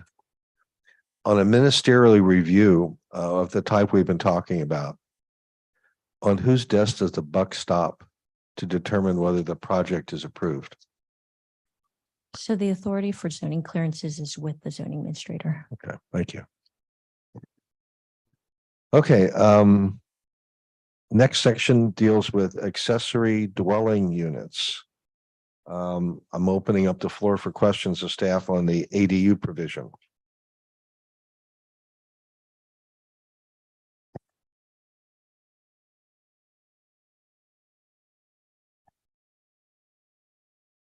Anybody have any questions on that?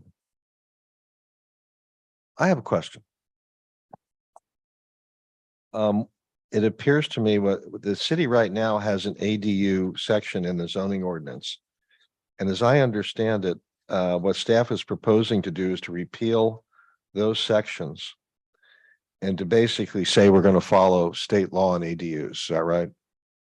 That's correct. Okay, so I did try and go through the state law on ADUs. And what I came up with was this. First of all, the state law allows local agencies, i.e. the city of San Ramon, to create a ADU ordinance. And it says that an ordinance can have the following 15 different provisions in it.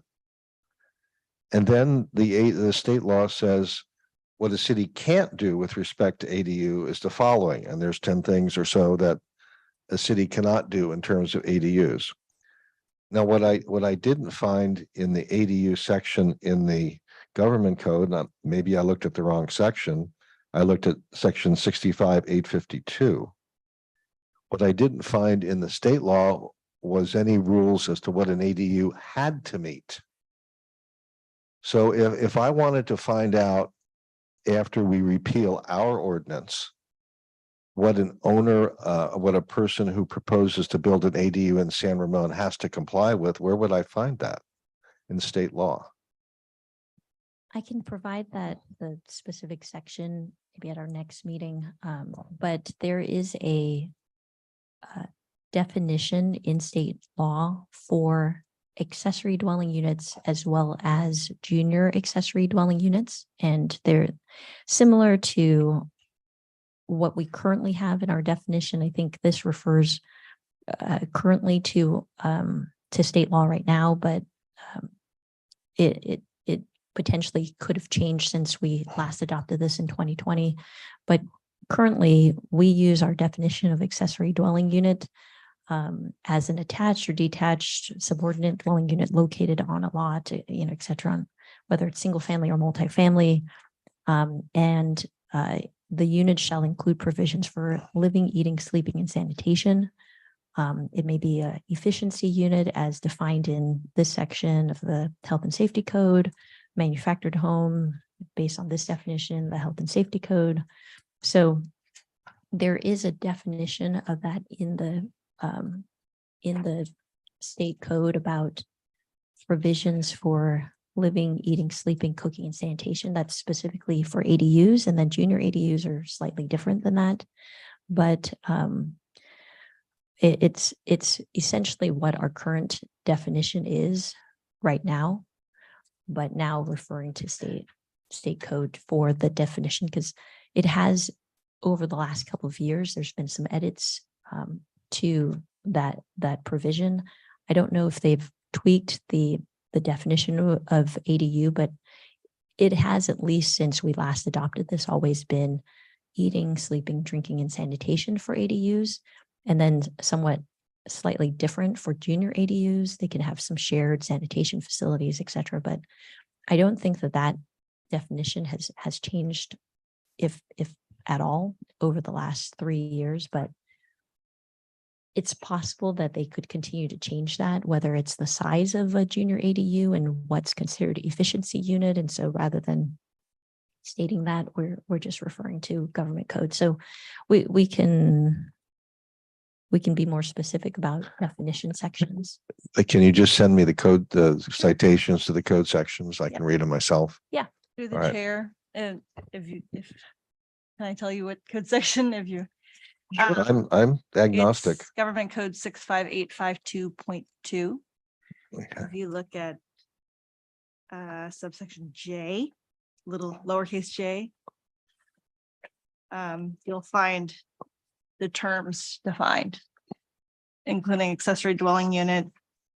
And under that, it talks about efficiency unit, manufactured home, so forth, so on. So you can see it there. And Cindy, 65852.2. 65852.2. Right. Okay. Thank you. Mhm. So Ms. Poon took your job, so you don't have to worry about that. Gladly, thank you. Okay. The next section that we have is the state density bonus law. So do we have any questions from the commissioners about the proposed change there?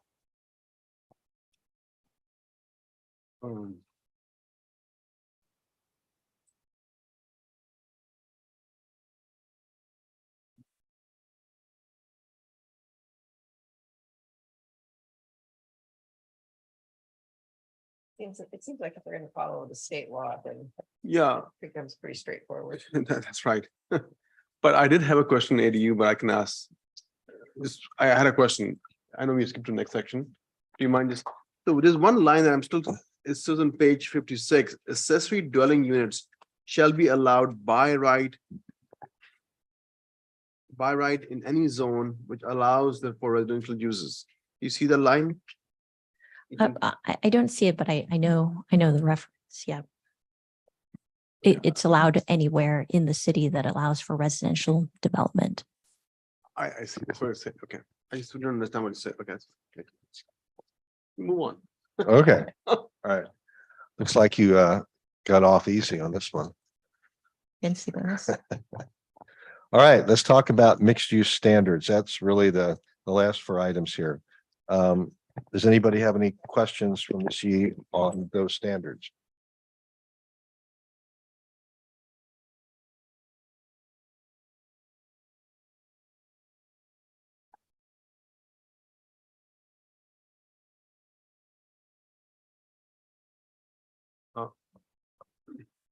I do, but it could just be my lack of knowledge. So, All right, you're among friends. okay. So, I'm just referring to page 13. I go back to the first few pages that you guys have. It says complementary residential uses. What does that mean? Complementary residential uses or mixed use commercial emphasis? The phrase complementary residential uses on page 13 and then under MUX. Sure. So for MUX, there's in this on starting packet page 64, it's broken up into different sections. So you have the allowed land uses that are permitted within the mixed use zone. And you'll see what it's referred to as table 1, the allowed land uses and permit requirements. When we refer to complementary uses within those zones, it's identifying different uses that would complement or be generally complementary or appropriate in that zoning district. So libraries, museums, galleries is a permitted use in MUX, MUR, and the DMU North. If somebody was interested, not on a commercial side or a residential, to allow, to propose a library facility or a gallery facility within that zone, we would consider that a complementary use within MU designation. So you may not necessarily think of a library as mixed use, but it would be a type of use that could complement either the commercial or residential that is typical of that zone.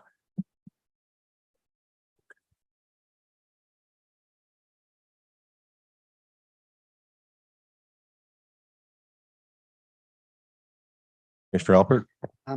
Cindy, also on page 13, MUX, the last sentence, commercial FAR minimums, is that really the analog, or is that synonymous with minimum non-residential FAR? It's the very last sentence of the mixed use commercial emphasis paragraph. We talk about commercial FAR minimums. And then on the table, we have minimum non-residential FAR. That's correct. Okay. So we have been using non-residential and commercial sort of Or interchangeably. interchangeably. Yeah. Okay. If you'd like, we could identify that as non-residential. That, I instead of think that would be commercial. clear. And then will be said, we actually have said it. We said it at the .45. So on that. And then sort of a bigger question, just for clarification, when we say .45 non-residential to maximize, the retail uses, that is not speaking to sales tax versus non-sales tax or retail versus non-retail, that whole other discussion. That is just the land use at the highest level. Commercial is anything in the table that is listed as commercial. So that's not getting into what we want our shopping centers to look like in any way, shape, or form at this point. Yes, so just whatever qualifies as non-residential, so not residential, I Right. guess It doesn't mean is the other beauty way to salon look versus at it. grocery store Correct, at all. right. Yes. Okay. That's just for clarification. Thank you. That was. Well, I would just make a comment that I like the way these tables read and they look, they're very easy to understand. So I really like the format compared to what we've done in the past. Mr. Curtis? Okay. I had a question. On packet page 12, the first item under mixed use standards is the purpose of mixed use zones, the new mixed use zones. Now, it's my understanding that this language is going to go in the zoning ordinance, because the zoning ordinance now has a section dealing with mixed use zones, and the first part is the purpose of a mixed use zone. So is the page that Commissioner Alpert was referring to, is the left-hand column basically the quote purpose, close quote, that is going to go into the zoning ordinance? Yes, that's correct. So the three new mixed-use zones, that the purpose of those are those statements of what each of those zones are expected to be. That would be the purpose. They'll go into the zoning ordinance as right. opposed to the general plan. Right. And the same thing is true of the development standards also will also go in the zoning ordinance. That's correct. That's the right-hand column. Yeah. Okay, now, there are three new mixed-use zones here. We've been talking about these for maybe a year. Are we going to have any areas in the city that have a generic mixed-use designation?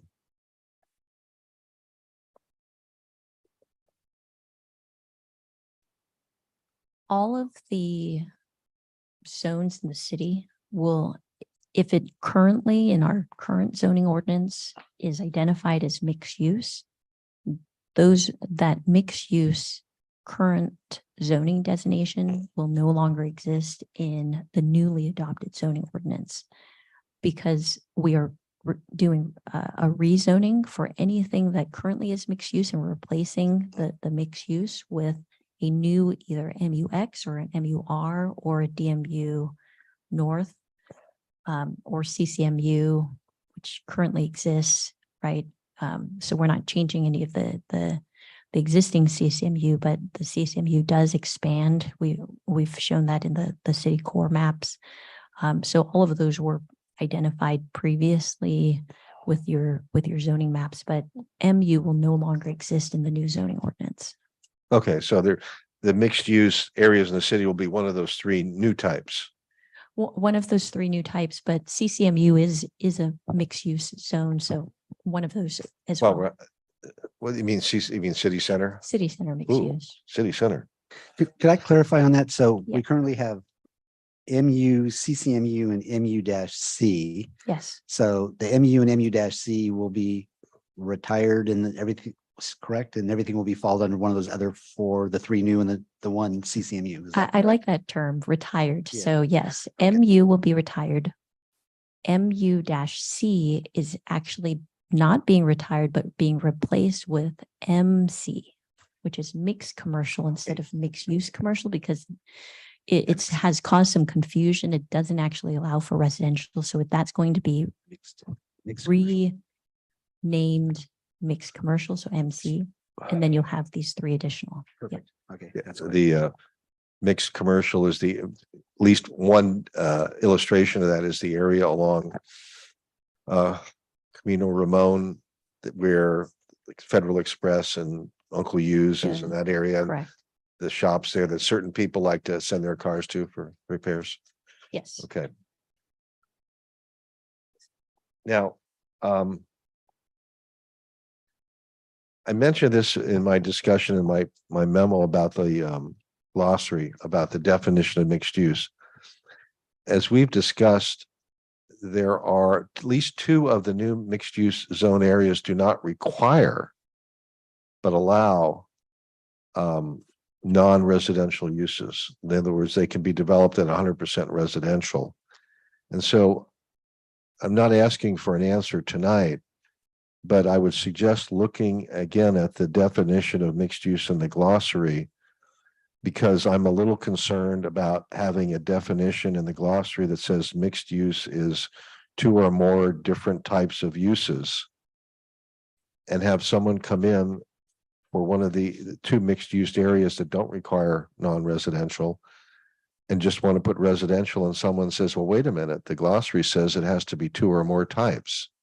And we have a conflict between the glossary definition and what's in the rest of the general plan. So I would suggest looking at the glossary section and trying to make it say that mixed use can be or may be or is permitted to be two or more uses on the same parcel or site, because you don't want to tie yourself down to say they have to be, when in other portions of the general plan, like the land use element, you're not requiring two or more types of uses, you're only permitting it. So that's something I would suggest you take a look at for the next go around. Okay. So we covered, I think, all the mixed use areas. We covered what the purpose of the zone is, the land use designation, permit requirements. Oh, let's go back to permit requirements, our favorite tables. They seem to be basically copied and pasted from the existing zoning ordinance for mixed use areas. There's a couple of different tweaks. I think the helipads have somewhat more usage in some of these areas than they did in the old days. Does anybody have any questions? Oh, I know. Does anybody have a question? 'Cause I have one, but anybody have any questions on the tables? Well, for one, the little gray bar is missing the sort of the subcategory, between the previous version. And then based on the answer before, MU-C is going to become a mixed commercial, and then MU, everything that's currently MU will be divvied up between MUX, MUR, and DMUN. Is that correct? Correct. Okay. So theoretically, we could do a stare and compare of the types of item and whether it's permitted in one versus the other, and we can kind of puzzle out why they're permitted or use permitted or that. Is that kind of the way to think about how to do this? Yeah, what I would expect is that the final version would then, it takes some effort to add these tables into our existing zoning format. So we didn't want to take that step until we made sure that the types of land uses were appropriate, that you expected, these types of land uses. And then once we have your blessing on that, then we could actually format it into the zoning ordinance section and add in the purpose, add in the mixed Gotcha. use tables where there'll be, you'll see the CCMU and the other existing land uses kind of side by side, so you can see the differences within the mixed use zones. Okay, and that's kind of how I did. I just held them side by side. And then I guess my question is, on all of the different uses, are there any that have come before us that, were a stretch, and the only one that maybe we should include in the future table that we struggled with? And the only one that I can think of is in both Sandbox VR and the escape room. We kind of force fitted into an existing category, but it really didn't apply anymore. And so it drove to a public hearing that it might not otherwise need to. And if there's anything like that, I think some version of the table, it might be helpful if we would actually include some more rows just to, accomplish what we really want to. And I can't think of any others at the moment. I'm sorry. Yeah. We are actually, as part of our zoning ordinance update, we will be making additional refinements to the land use tables.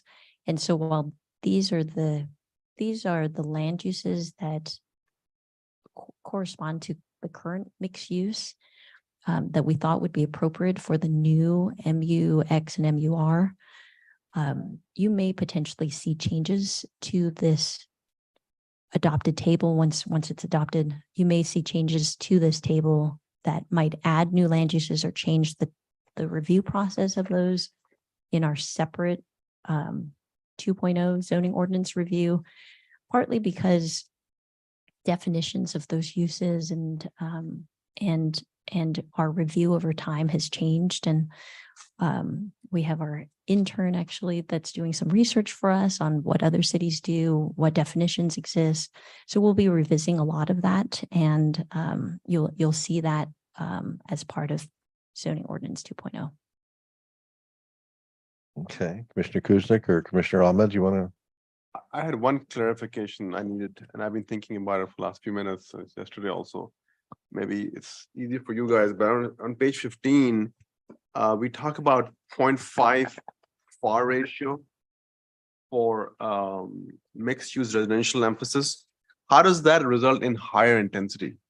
If you have 0.5 floor area, like how does that work?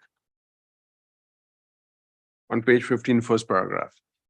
This Second line. is related to mixed use residential Yeah, emphasis. so it talks about 50%. Oh, 0.5. The top paragraph Yeah. on Okay. packet page 15. So the goal here is to encourage a development profile or a building profile on the site. There is a density range associated with mixed use residential, but FAR is really speaking more to layout of the building on the property, the massing, the bulk, how it relates to utilizing height and floors to try to get a better utilization of the land.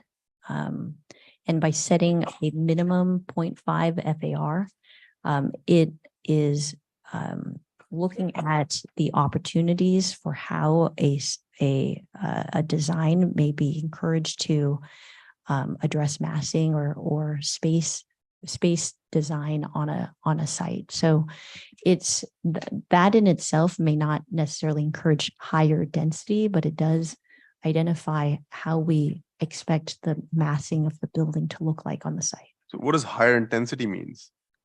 The term higher intensity. Higher intensity. Yeah. That potentially means utilizing the height where it might be 85 or 60 feet in that zone and maybe fully utilizing the height that is allowed within that property. And so encouraging potentially more floors or a development profile that may have either whether it's structured parking or other things that could then add to the site where you can increase opportunities for intensifying the building structure while perhaps maybe utilizing the remainder of the site in a more efficient way. Okay, I understand. Okay. Okay, any other questions on this particular? Okay. So I think we've gone through and covered and given you our comments on the areas that you listed in the staff report. So since you've been answering all the questions now, do you want to pose a question to us? If you'd like to open the public hearing, I'd certainly be happy. No, to I take public will. I'm comment. going to That- open the that's public hearing. That's really the only questions that I have tonight. Okay, all right. All right, it did give you an opportunity. All right, so I'm going to open the public hearing. So first of all, do we have any written public comments on this item? Just public comment received by Chair Wallace that was provided to the commissioners and a copy in the red binder in the back. Okay. Or do we have any hands raised in the remote audience to speak? Not yet. Yeah, okay. So let's move on to people who wish to speak in person here with a speaker card giving to the recording secretary. Taiwan's the country. Thank you. I really appreciate your questions and hats off to Miss E. I can tell that you really know your stuff inside out. I'm surprised that the staff told the commissioner that there was no written comment because I know that our community had actually sent one. She did say that. Oh, okay. She So you said did it receive the was one that we sent you? Received, it was in our package. She's Got bringing it, that got back. it. Okay, great, because that's important. Okay, so from my perspective as a taxpayer, I appreciate all the details you guys are working through. What I don't understand is, and this can piggyback off of Commissioner Curtis's question to Ms. E about the matrix on how to evaluate that this revision is a success or not. In my world, we work hard not to be a loser, but to be a winner, and not to lose what we currently have, but to gain more. This entire general plan does not meet any of my values, pertaining to something that I have had to pay via the CIP.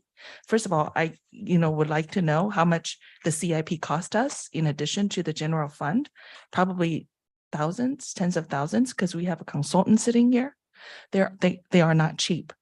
So why is it that we're working to drop the word affluent from San Ramon as a moniker for our city?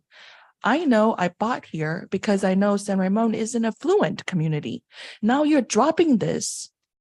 So what is the guiding moniker for San Ramon going forward? Is it going to just be affordable?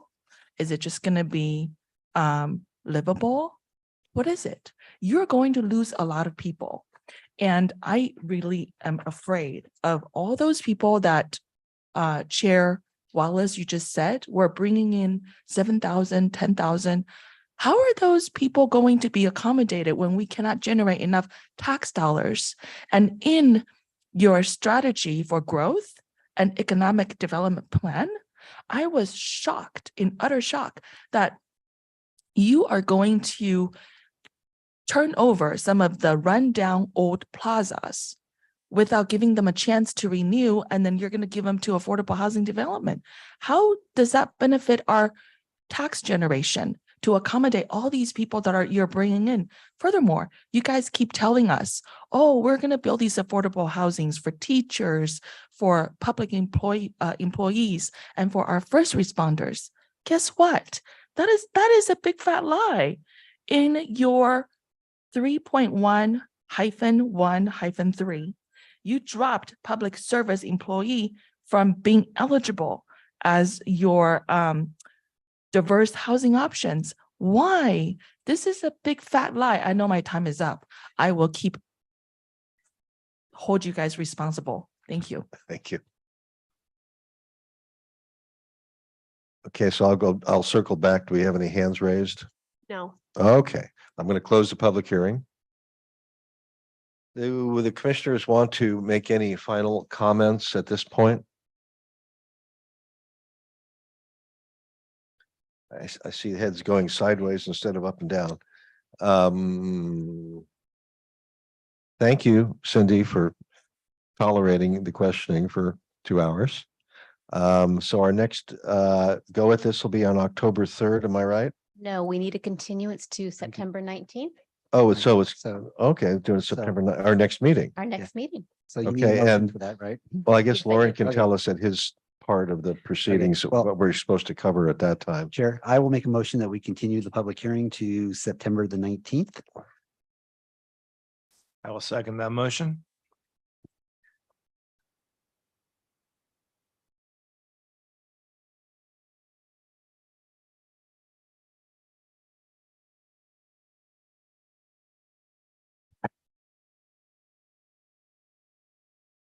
Okay, the motion's been approved to continue the hearing on our general plan update to September 19th. Okay, the next segment of our public hearing has to do with commissioner reports. Do we have any commissioner reports, liaison reports? Yes. Okay, you have the floor. Thank you. So there was a special meeting of the Housing Advisory Committee that I attended, and I saw Commissioner Wallace with me. And there were 3 major areas that they were asked to consider. It has to do with our inclusionary housing ruling. So they were asked to comment on should we eliminate the fee out option? Should we have 10 single-family homes be in the same category as 10 units of multifamily? And then finally, let me just double check my notes here. Sorry. Then the final one, to change the affordability term from 30 years to 55 years. And I have to say that all 3 items were in fact agreed upon by the Housing Advisory Committee. And I will say that the one that was really interesting to me and had a lot of discussion was the change of the affordability term from 30 years to 55. Because what they're really trying to ensure is that if someone is in affordable housing and is lingering as they approach the 30-year mark, just so that they can then move out of that restriction, that if you move it to 55, there's no lingering. And if you are going to move on, you'll get to it quicker. And then that unit will become available for somebody else, which when it was explained, I thought that was a good idea. And so I thought that was worthy of more discussion. I know that this will also come to the Planning Commission, but that was the first take on the at the Housing Advisory Committee. They also got a very robust reminder of the Brown Act from our city attorney. So it was a good meeting. And so they took it very seriously and asked a lot of good questions. So that was our Housing Advisory Committee special session. Yeah, if I can interject a bit, I was at the first 2 parts of the meeting, which was they were talking about the inclusionary housing ordinance. I did give the city attorney a night off to have to do the Brown Act for me. So let's skip that part. One thing they talked about, it had to do with the period of time for which a affordable unit will stay affordable. There were two portions of that. One was the 55-year term that Commissioner Kuznick was talking about. The second, however, really pertained to for sale affordable units. The idea was expressed, and as I recall, the Housing Advisory Committee was generally in favor of, was if an affordable unit was sold during the initial term, the clock would be reset for the term. So let's just assume hypothetically, you're talking about a 30-year term. Sally buys an affordable unit after 15 years. Sally has to move, sells the affordable unit, goes to Los Angeles. Bob, who buys that affordable unit, doesn't have 15 years left on affordability. It resets at 30. And obviously the reason, the motive behind that was to keep affordable housing locked up as affordable housing. Now, there may be some cons about that whole concept, but anyway, that's what Housing Advisory Committee was in favor. And I wanted to mention that because it seemed to me that the resetting of the term was actually more important than a 55-year term, because I don't see how many people are going to stay for 55 years. So anyway, so do we have any other liaison reports? I will say that some of us went to the San Ramon 40th anniversary celebration, which started here and then went over to Community Center. It was a very nice meeting. Several of us sat at the table with several other people who were kind of fun. I had never got a chance to talk to them before. Different committees. So there's no Brown Act problem there. Anyway, so I wanted to mention that, and I think everybody had a good time. I think they posted some of the photographs maybe on the city website or something like that. So I did want to mention that. So if there are no other further liaison comments, what we'd like to hear from Mr. Barr is now what we're going to do on the 19th. Okay, well, you're aware that we continued the public hearing. We are also looking at the inclusionary housing ordinance recommendations from HAC.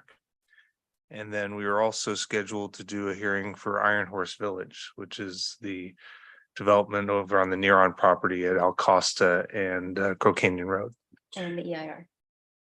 And the general plan EIR, thank you. Yes, so we have a public hearing on the general plan EIR as well. Okay, with respect to that small document, what would you be looking for in terms of us? Are there certain areas that you want us to focus on, or you're just opening it up across the board for whatever pops into our mind? The primary purpose is to solicit public comment through the process, but we're happy to take any comments you would have on any topics in there. And, Okay. again, it's a long review period, and we want to give the public an opportunity to weigh in a public session. Okay, I just wanted to know if there's something we should be concentrating on that you're particularly looking for from us on, but apparently not. I'd recommend spending some time on the alternatives. Okay, that's helpful. Appreciate that. Okay. I have a quick question. Mhm. I'm sorry, didn't mean to interrupt. There was a reference to the joint meeting. I'm going there right now. I just want to confirm a date. Thank you. October 3rd, there'll be a joint planning commission city council meeting. And then on the general plan update. And then we have placeholders through October and into November for the general plan. And then we also have a few development applications that we're working on timing. Is it gonna be a 6 o'clock start or 7 o'clock for the joint meeting? At what, 6? 6. Okay. And I will add that we actually are looking to cancel the meeting the week of Thanksgiving. For what? And unless we absolutely need it for the Okay. general plan. So, but our hope is that we'll be wrapping up before that. Okay. For the October 3rd meeting with our friends on the city council, are we going to be looking at clean drafts, or are we still looking at red line versions?